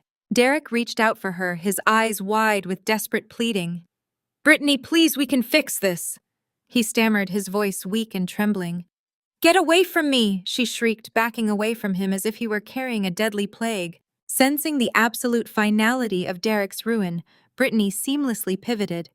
The fierce anger vanished from her face, instantly replaced by a mask of manufactured terror and helplessness. She turned toward me, the waterworks turning on with terrifying practice speed. Heavy tears streamed down her cheeks, ruining her expensive makeup as she clasped her hands together in a desperate plea. "Audrey, I did not know," Brittany cried out, her voice quivering with fake sincerity. She took a tentative step toward me, looking up with wide, innocent eyes, trying to play the absolute victim. "He manipulated me, too. He controlled everything in the office and told me exactly what to do. I was just following his orders. Please, you have to believe me. I am just as much of a victim of his lies as you are. He told me your marriage was over long before I ever came into the picture." The sheer audacity of her performance was staggering. Just 10 minutes ago, she had been clinging to Derek's arm, proudly flashing her $50,000 stolen diamond at the front row, actively participating in the public humiliation of the woman she thought she had defeated. Now stripped of her wealthy protector, she was attempting to align herself with me, desperately hoping my newfound authority might somehow shield her from the impending fallout. I did not move. I stood on the stage, the heavy crimson silk of my gown pooling around my heels, and looked down at Brittany with absolute unfiltered disgust. Her fake tears fell on deaf ears. I raised the silver microphone back to my lips, making sure my voice would carry clearly to every single investor still watching this spectacle unfold. "You knew exactly what you were doing," I stated, my voice echoing with a cold, terrifying calm that instantly silenced her sobbing. "Do not insult my intelligence by playing the naive victim, Brittany. You knew exactly who I was, and you knew exactly what you were participating in. You knew exactly what you were doing when you watched my 6-year-old daughter freeze on that porch while you decorated my Christmas tree." The entire ballroom gasped. Down in the front row, Patricia buried her face in her hands, letting out a low, pathetic moan, as the reality of her own complicity in that event was dragged into the light. Brittany froze, her fake tears abruptly halting. Her mouth opened, but no sound came out. The memory of that freezing December night was permanently burned into my mind. I remembered holding my shivering child on the icy concrete of the suburban estate, my own money had paid for, pounding on the heavy oak door, while Brittany stood in the warmth of the foyer, laughing as she hung glass ornaments on the towering evergreen. She had looked right through the frost-covered glass, made direct eye contact with me, and simply turned her back. You were never a victim, I continued methodically, closing the distance between us until I was standing merely inches away from her trembling frame. You were a willing, enthusiastic accomplice. You enjoyed the cruelty because you believed it elevated your status. You thought attaching yourself to Derek made you untouchable. I leaned in closer, dropping my voice to a sharp, localized register, yet keeping the microphone perfectly positioned so the sharp whisper broadcast clearly over the massive sound system for the entire room to hear. By the way, Brittany, I whispered, watching the remaining color completely drain from her neck and face. As Derek's executive assistant, your signature is on all the fraudulent offshore transfer documents. You personally authorized the movement of those stolen funds to the Cayman Islands. Brittany began to hyperventilate, her chest heaving as the walls of her own ambition rapidly closed in around her. She looked wildly toward the exit doors, as if she could simply run away from the digital paper trail she had arrogantly left behind. I copied the FBI on those emails, I stated, delivering the final devastating blow with absolute precision. The evidence is already in their possession, thoroughly categorized and chronologically cross-referenced. So you might want to call a lawyer instead of crying. The absolute silence that followed this revelation was suffocating. Brittany stumbled backward, her designer heels catching on the thick carpet of the stage steps as she desperately scrambled to flee the platform. Derek remained frozen near the damaged acrylic podium, utterly defeated and completely alone. The corporate execution was finally complete. I lowered the silver microphone to my side, turning my back on the smoldering ruins of their fraudulent lives, and I did not look back even once. The grand ballroom of the Apex Holdings corporate gala was rapidly transforming into a ghost town of shattered ambitions. The heavy oak exit doors swung wildly on their brass hinges as the last remaining venture capitalists and elite acquisition executives scrambled to escape the toxic blast zone of my husband's obliterated empire. The deafening roar of frantic shouting had devolved into an eerie, echoing hollow sound, punctuated only by the clattering of overturned crystal glasses and the heavy thud of briefcases hitting the marble floor. Derek's carefully constructed illusion of billionaire status lay in absolute ruins, scattered across the expensive carpet like shattered glass. The massive LED screen behind us continued to project the undeniable federal evidence of his massive financial crimes, casting a harsh, unforgiving white glare over the deserted front row tables. His entire fraudulent life had been meticulously dismantled in front of the most powerful financial predators in the city. There was no spin, no clever marketing campaign, and absolutely no legal loophole that could resurrect the smoking crater of his reputation. He was an absolute pariah, completely isolated in his own spectacular destruction. I stood perfectly still, the heavy crimson silk of my gown anchoring me to the stage as I watched the final threads of Derek's sanity snap.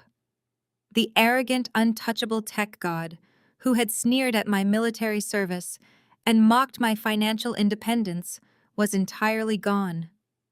In his place stood a hollow, terrified shell of a man facing the ultimate consequences of his boundless greed. His expensive bespoke tuxedo jacket hung loosely from his shaking shoulders, stained with nervous sweat. He looked wildly around the half-empty room, his bloodshot eyes searching desperately for a single sympathetic face, a single lifeline to pull him from the wreckage. He found absolutely nothing. The sheer gravity of his impending federal prison sentence finally crushed him. Derek's knees violently buckled beneath him. He collapsed heavily onto the polished stage floor right in front of me, the sharp impact echoing through the quiet ballroom. His perfectly groomed hair fell in damp, pathetic strands across his forehead. He let out a loud, wretched sob that tore through his chest, a sound entirely devoid of human dignity. He lunged forward on his knees, his hands reaching out with desperate, clawing fingers. He grabbed the heavy hem of my red gown, twisting the expensive silk in his sweaty fists as he buried his face against my legs. "Audrey, please!" Derek sobbed hysterically, his voice cracking into a high-pitched, agonizing whine that bordered on sheer madness. His tears soaked into the fabric of my dress, his entire body trembling with unfiltered terror.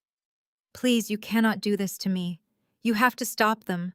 Call the authorities and tell them it is a massive misunderstanding. You have the power to fix this entire situation."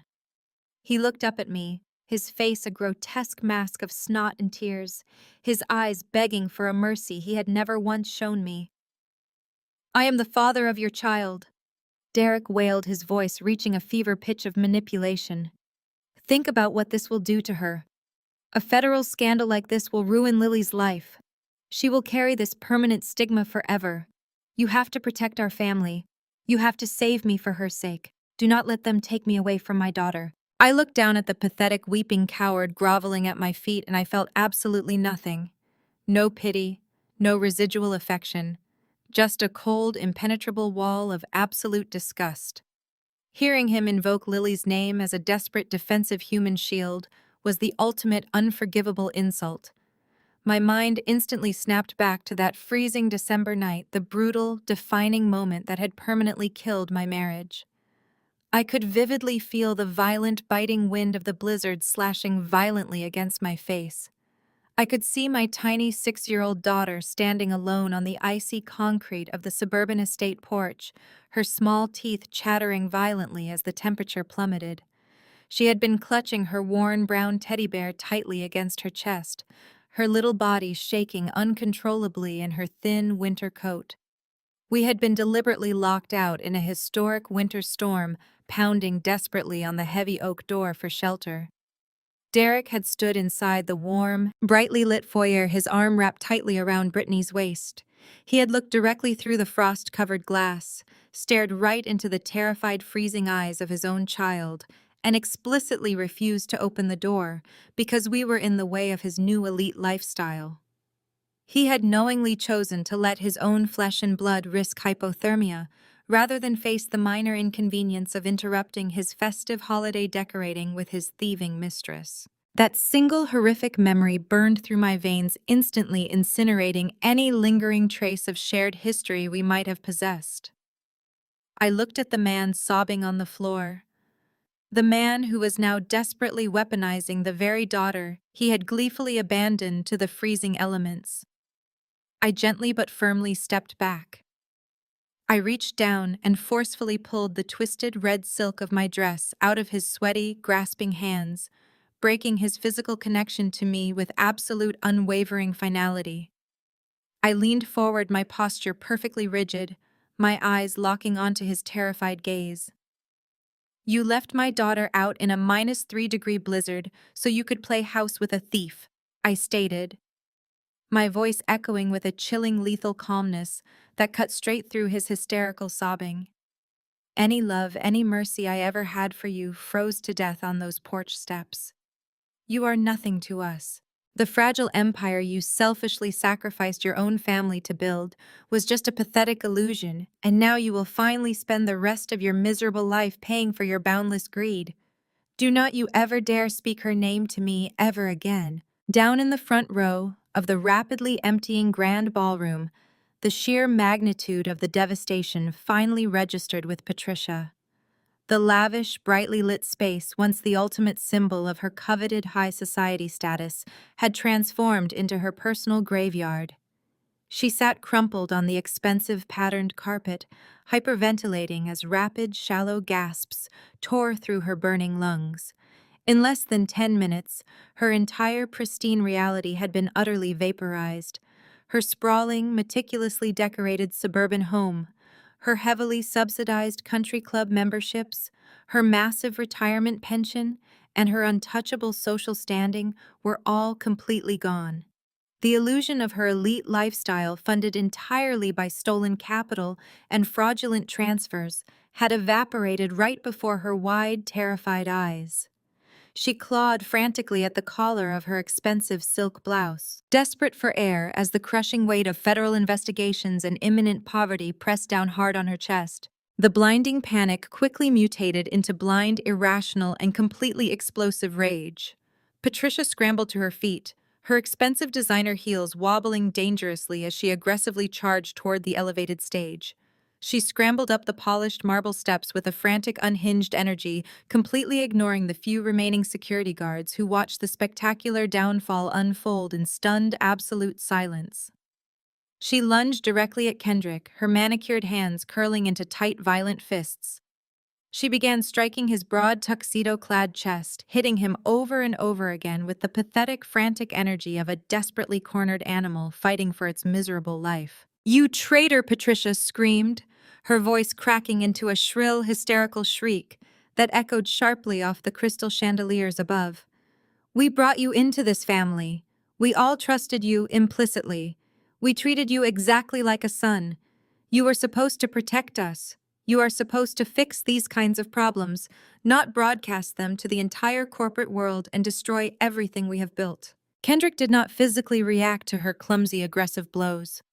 He stood absolutely still, his posture completely rigid, letting her weak, desperate fists pound uselessly against his perfectly tailored dark jacket.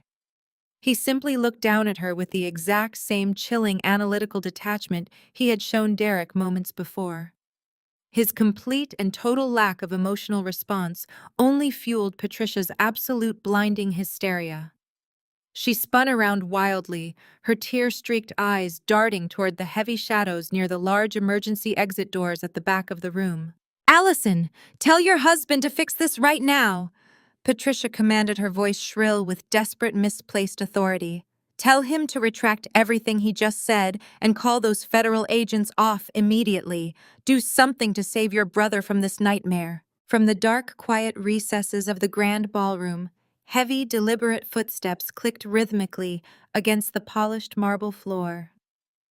Allison, Derek's older sister and Kendrick's wife, stepped confidently out from the shadows. She was not crying. She was not rushing forward to offer comfort to her hysterical mother or her pathetic, sobbing brother, currently groveling on the floor. Allison walked with a rigid, powerful, and completely unyielding grace, her spine perfectly straight, her expression entirely devoid of the subservient compliance she had displayed for her entire life.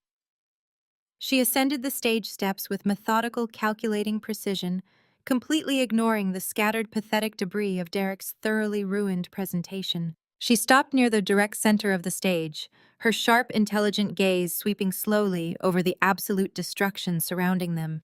She looked down at Derek, who was still crumpled on the polished floor, weeping uncontrollably, as the dark, cold reality of federal prison firmly set in. She looked closely at Patricia, whose aging face was heavily stained with running mascara and severely twisted in arrogant, delusional outrage. Finally, she stepped firmly and decisively next to Kendrick. She reached out and smoothly, confidently interlocked her hand with his, physically and emotionally aligning herself permanently with the man who had just systematically dismantled her biological family's fraudulent hollow empire. For decades, Allison had been brutally forced to play the dutiful, quiet, and invisible supporting character in the grand theatrical production of Derek's completely fabricated life. She had silently watched her parents consistently siphon essential funds, lavish praise, and golden opportunities away from her to finance Derek's endless, pathetic string of spectacular failures.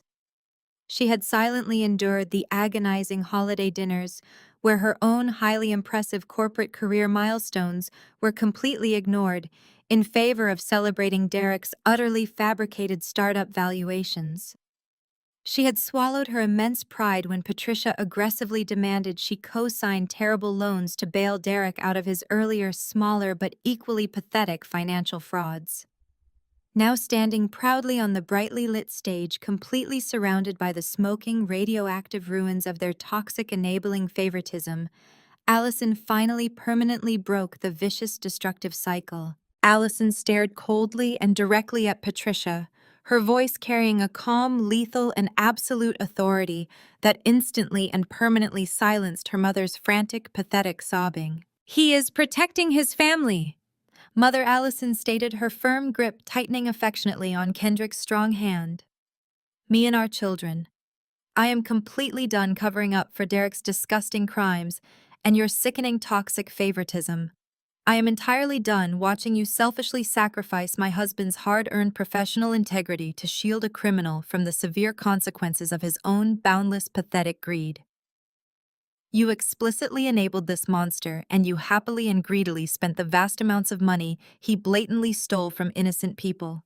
You can face the angry federal authorities together. Patricia gasped loudly, physically stumbling backward as if she had been violently struck across the face by an invisible massive force.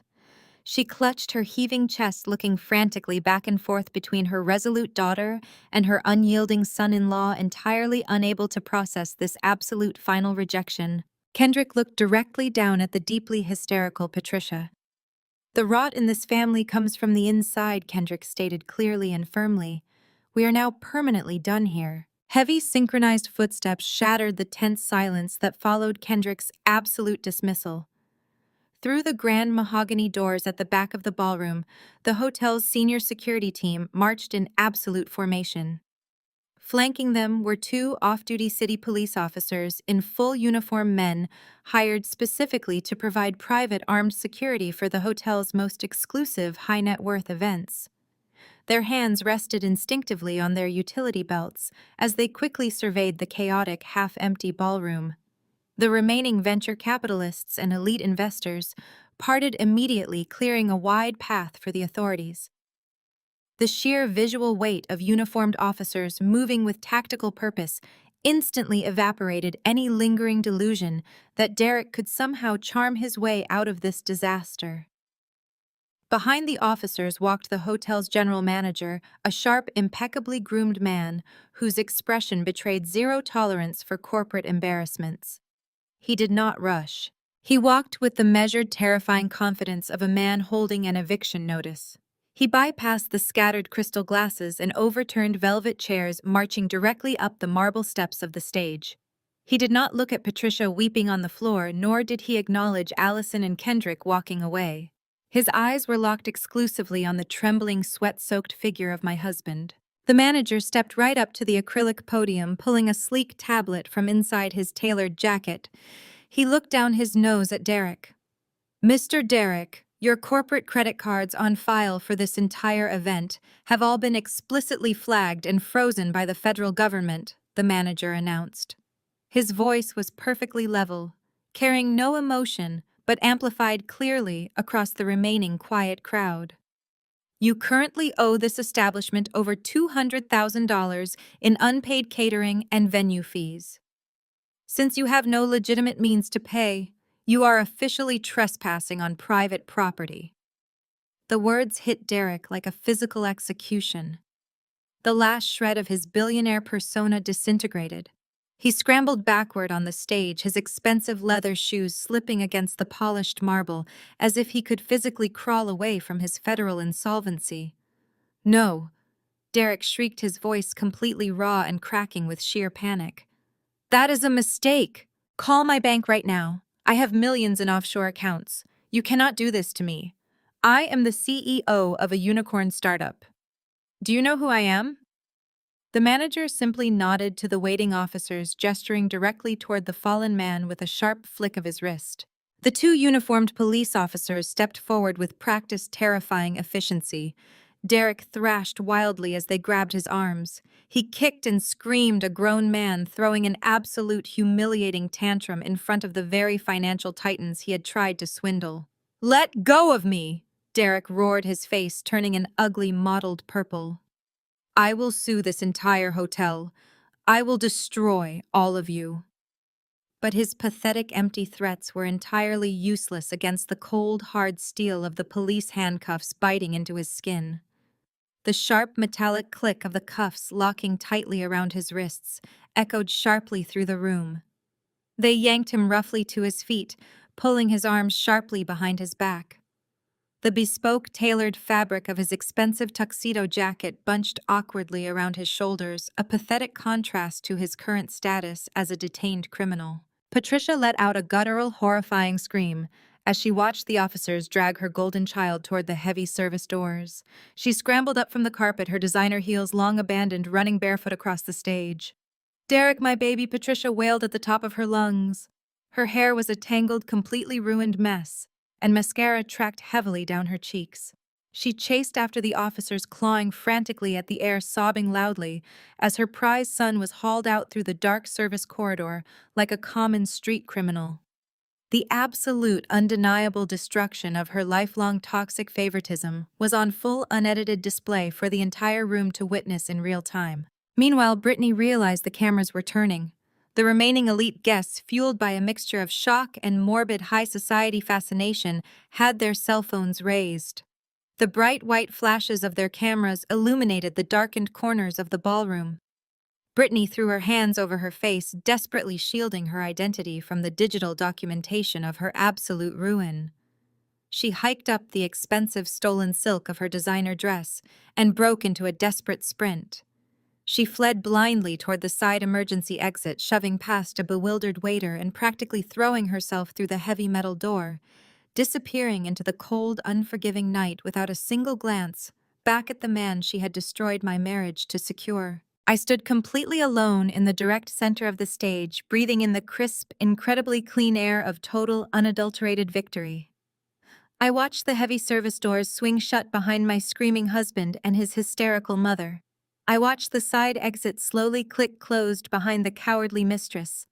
The toxic, suffocating rot that had infected my life for the past decade was finally permanently excised. I turned slowly, smoothing the elegant crimson silk of my gown, and walked calmly toward the hotel manager.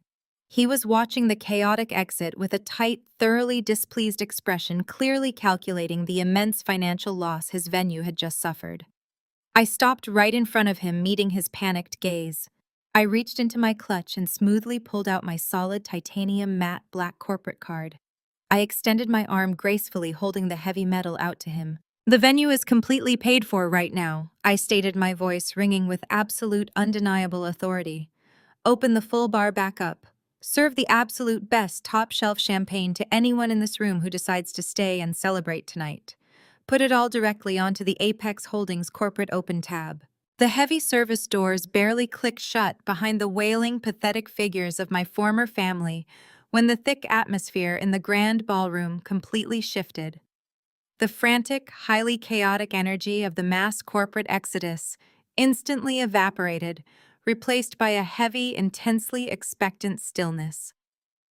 The few remaining guests did not rush for the glowing exit signs. Instead, they lingered cautiously near the darkened edges of the massive room, their calculating eyes fixed squarely on me. These individuals were not the mid-level venture capitalists or the eager, transparent social climbers who had cowardly fled at the very first sign of severe federal trouble. These quiet observers were the absolute apex predators of the cutthroat Chicago financial district.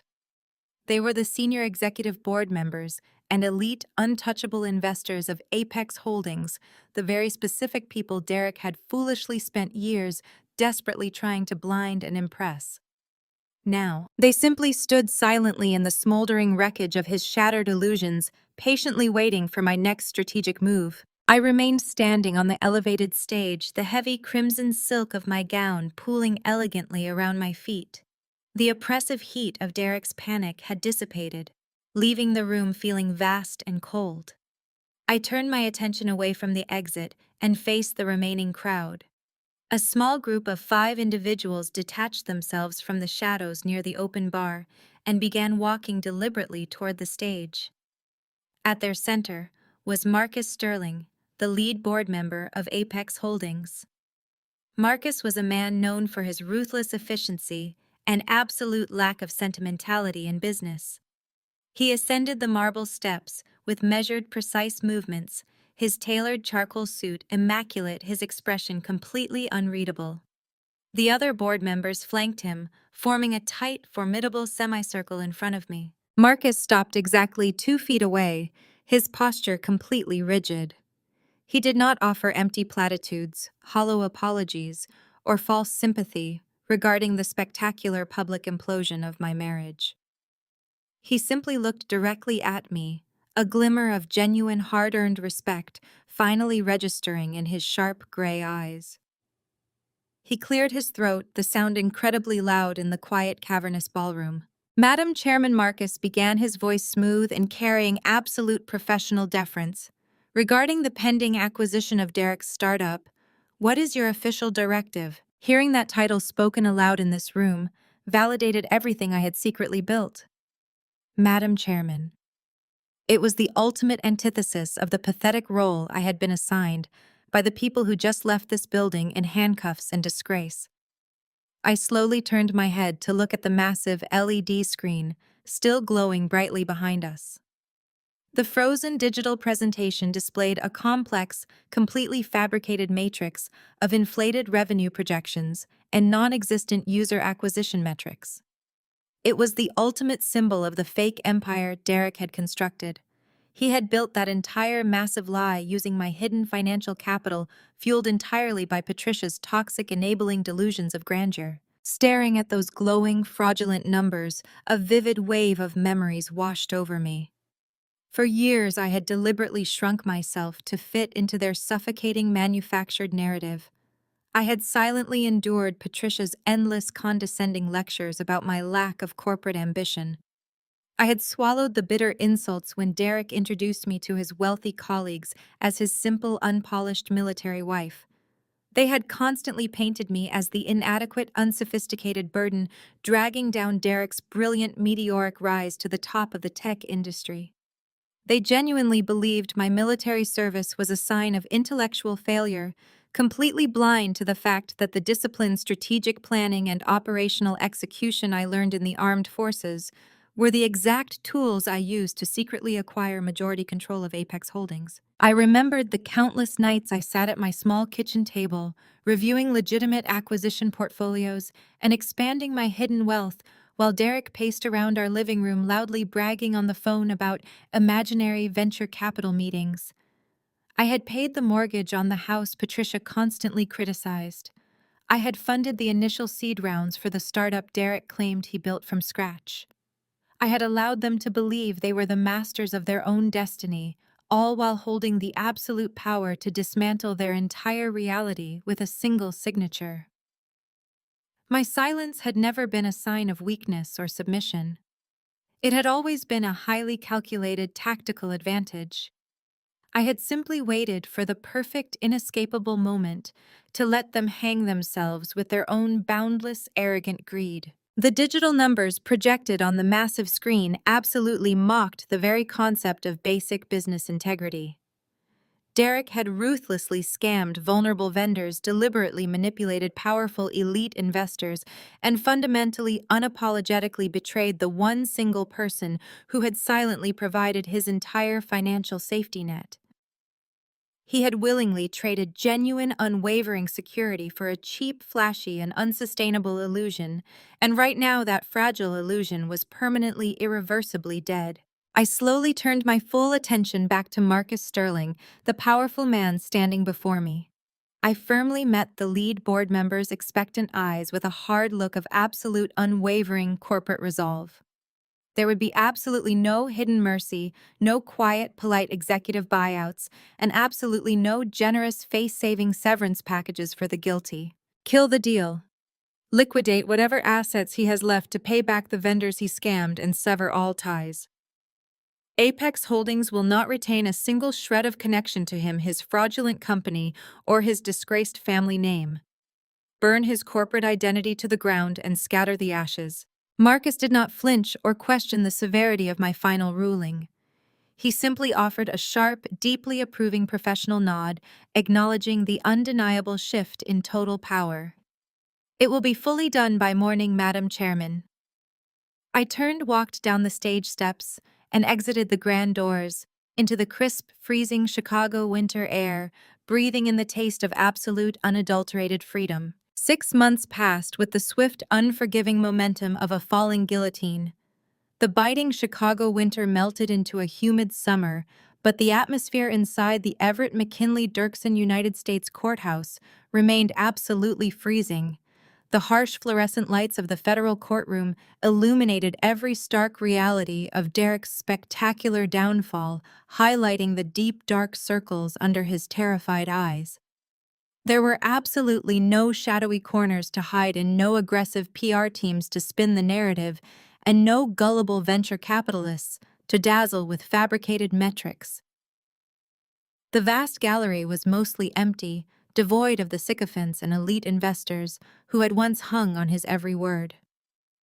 Instead, the polished mahogany benches were occupied only by a handful of bored local reporters, a sketch artist, and a few federal agents seeing their long investigation across the finish line.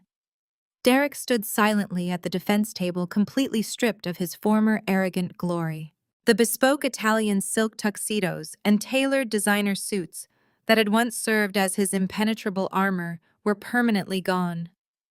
In their place, he wore a stiff, remarkably cheap and ill-fitting orange institutional jumpsuit. The bright, garish color washed out his pale, sunken face. His perfectly styled hair was now unkempt and thinning, framing eyes that darted around the room with the frantic, exhausted energy of a trapped rat. He looked astonishingly small, completely devoid of the towering, untouchable tech god persona he had spent a decade aggressively projecting to the world. Without the massive influx of capital from the terminated Apex Holdings merger, and with his offshore accounts completely frozen and seized by relentless federal authorities, Derek had been violently thrust into the harsh reality of the common criminal. He could not afford a massive team of high-powered, incredibly expensive defense attorneys to delay the inevitable process. He stood next to a visibly overworked, deeply fatigued public defender who barely looked at him while shuffling through a massive stack of worn manila folders. There was no clever legal maneuvering left to execute, no high-priced experts to baffle the jury with confusing financial jargon. The absolute mountain of chronological, perfectly categorized evidence I had deliberately provided left absolutely zero room for negotiation. The federal judge, a stern woman with a completely unyielding expression, peered over her reading glasses. She did not see a brilliant innovator or a misunderstood genius. She saw exactly what Derek was: a common greedy thief. She methodically read off the catastrophic list of charges, her voice echoing off the high acoustic ceiling. Wire fraud, tax evasion, aggravated corporate embezzlement. Derek visibly swayed on his feet with every single syllable.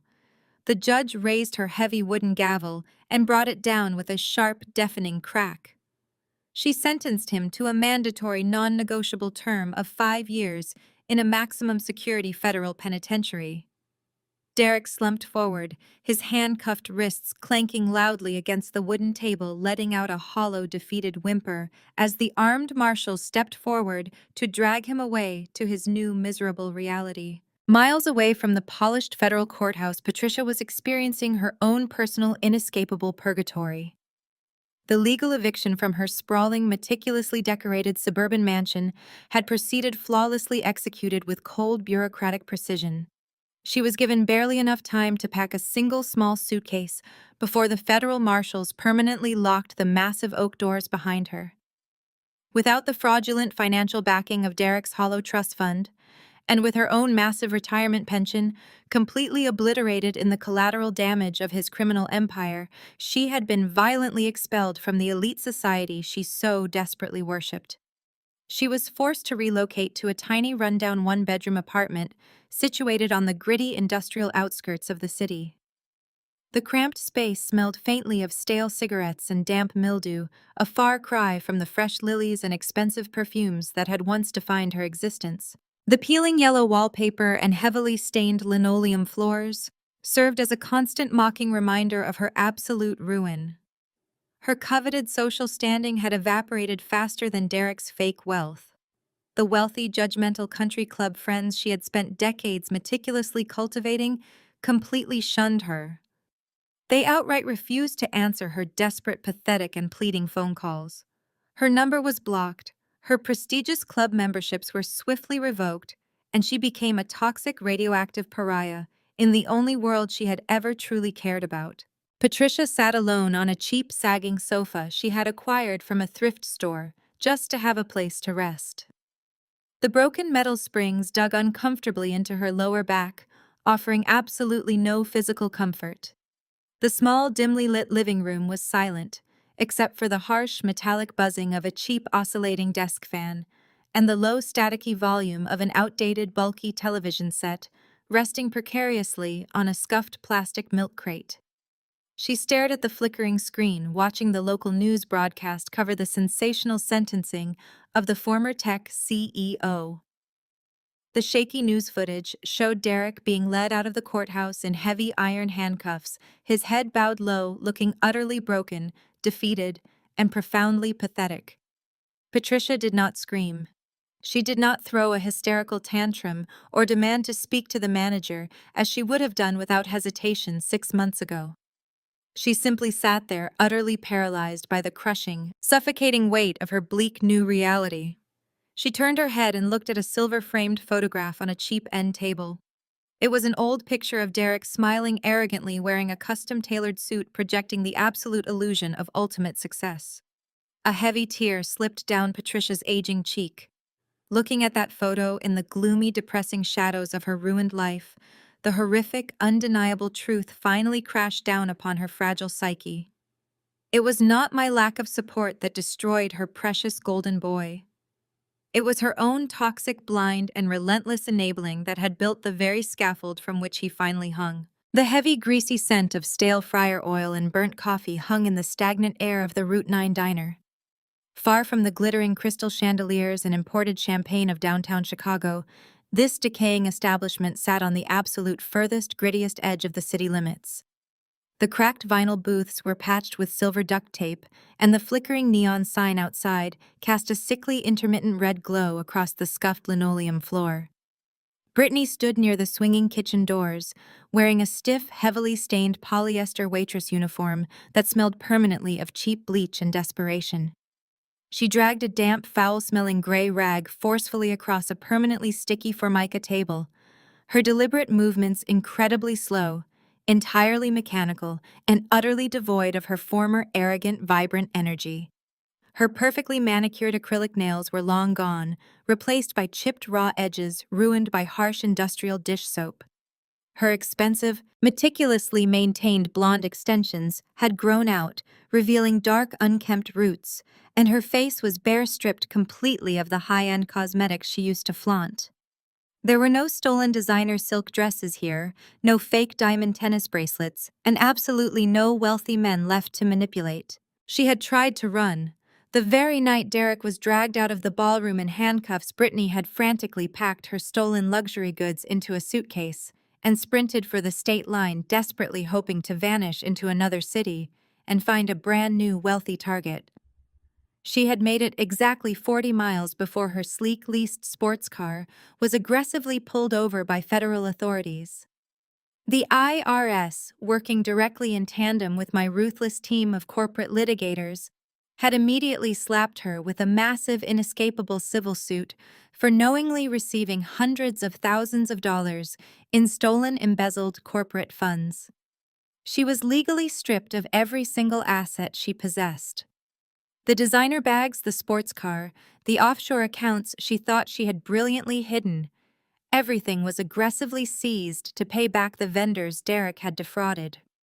The federal judge showed her absolutely zero mercy, officially ordering her minimum wage paychecks to be heavily garnished for the next 15 consecutive years. Every single miserable dollar she earned, endlessly scrubbing sticky tables and serving burnt, greasy hash browns, went directly back to the very innocent people she had callously helped bankrupt. A gruff, heavily bearded, impatient truck driver snapped his thick fingers loudly from a shadowed corner booth, aggressively demanding a fresh pot of boiling hot coffee. Brittany flinched violently, her tense jaw tightening with a sharp, incredibly bitter resentment, but she dutifully picked up the heavy stained glass pot and shuffled slowly over to serve him immediately. She was entirely trapped in a miserable, suffocating prison of her own making, serving a life sentence of manual labor and permanent, undeniable obscurity. Across town in the heart of the thriving financial district, a completely different reality was unfolding. The morning sun poured through the massive, pristine floor-to-ceiling windows of a sleek, newly renovated corner office suite. The air smelled of fresh paint, polished mahogany, and genuine, unadulterated success. Kendrick stood in the direct center of the immaculate reception area, wearing a sharp, perfectly tailored navy suit that reflected his renewed confidence. He held a heavy solid brass plaque in his hands, carefully aligning it against the crisp white wall. With a steady, deliberate motion, he secured the final screw. The plaque read, "Sterling and Associates Independent Corporate Auditing." It was not a fake inflated tech startup built on lies and stolen capital. It was a legitimate, highly specialized firm, built entirely on Kendrick's meticulous accounting skills, absolute transparency, and unyielding professional integrity. Allison stood proudly right beside him, her hand resting gently on his arm. She was visibly pregnant with their third child, glowing with a profound, authentic happiness that no amount of stolen money could ever buy. She smoothed the lapel of his jacket, her eyes shining with unwavering admiration. They had survived the toxic, suffocating storm of Patricia's relentless favoritism and Derek's fraudulent schemes by clinging fiercely to their own shared values. Kendrick had never needed to steal, lie, or manipulate to prove his worth. He simply needed to separate himself from the parasitic rot of his former family dynamic. He stepped back, admiring the gleaming plaque wrapping his arm around Allison's shoulders. The heavy, oppressive weight that had crushed him for his entire life was completely gone. He was no longer the overlooked, underappreciated second son, serving as a convenient punching bag for his mother's misplaced delusions. He was the sole master of his own destiny, the proud owner of a thriving firm and the protector of a beautiful growing family. The heavy glass doors of the reception area swung open and Kendrick's newly hired executive secretary stepped into the bright office. She held a sleek digital tablet, her expression bright and thoroughly professional. "Sir," she announced, her voice carrying a tone of deep respect. "Your primary investor is on the line for the weekly check-in." Kendrick smiled, a genuine, relaxed expression that reached his eyes. He leaned down, kissed Allison softly on the cheek, and walked confidently into his spacious, sunlit private office. He picked up the flashing receiver on his massive oak desk, settling into his ergonomic leather chair. "Audrey," Kendrick said, his voice ringing with absolute, unwavering gratitude. "The new firm is officially up and running. The plaque is on the wall, the staff is fully integrated, and we just secured our third major corporate client this morning. I cannot thank you enough for the financial backing. You made this entirely possible." I sat in my own high-rise office looking out over the sprawling Chicago skyline, holding the phone to my ear. I smiled, feeling the profound, deeply satisfying warmth of a perfectly executed strategy. "You earned every single penny of it, Kendrick," I replied, my voice crackling clearly over the secure line filled with genuine, unshakable respect. Family supports. Family. The transition from the cold, sterile reality of the corporate financial district to the vibrant sun-drenched summer afternoon was absolute and breathtaking. The warm air at the sprawling lakefront property was thick with the rich, smoky aroma of mesquite wood and searing barbecue. Upbeat, soulful music floated effortlessly from hidden outdoor speakers, filling the expansive, perfectly manicured green lawn with a warm, infectious energy. This breathtaking lakeside mansion was my brand new home. It was a massive modern architectural marvel constructed of natural stone and huge panels of tempered glass, designed specifically to capture the panoramic beauty of the shimmering blue water. It stood as the ultimate physical manifestation of my hard-fought independence. There were no dark, oppressive mahogany walls reeking of old cigar smoke, and absolutely no suffocating family portraits dictating a false legacy. Every single square foot of this magnificent estate was purchased with my own clean, legitimately earned capital. Lily, now 7 years old, ran wildly across the lush emerald grass. Her bright musical laughter echoed across the vast property as she darted joyously back and forth through the rhythmic arcs of the oscillating sprinklers. She wore a bright yellow bathing suit, her dark hair plastered to her cheeks, completely carefree and radiantly happy. Watching her leap over the spraying water, my chest swelled with profound relief. The deep, lingering shadows of that freezing, snowy Christmas night had been entirely banished from her bright eyes. The crippling anxiety and heavy tension that had once weighed down her small, fragile shoulders during the chaotic final days of my disastrous marriage had completely evaporated. She was a child again, unburdened, completely safe, and surrounded exclusively by people who genuinely prioritized her well-being over toxic social appearances. I reclined comfortably in a plush-cushioned patio chair, soaking in the ambient warmth of the late July sun. I wore civilian clothes, a simple, elegantly tailored white sundress that caught the gentle breeze rolling off the calm lake. I had permanently shed the rigid, uncomfortable corporate armor and the severe, restrictive military uniforms of my past. I looked out over the sparkling water, feeling genuinely profoundly at peace. My multi-million-dollar tech and investment empire operated flawlessly in the background, overseen by a loyal, highly competent executive team I had personally vetted. I no longer needed to hide my massive wealth, suppress my sharp intelligence, or shrink my ambitions to accommodate the fragile, demanding ego of an insecure, fraudulent man. I was radiating the quiet, unshakable confidence of a woman who had successfully navigated absolute devastation and emerged entirely victorious.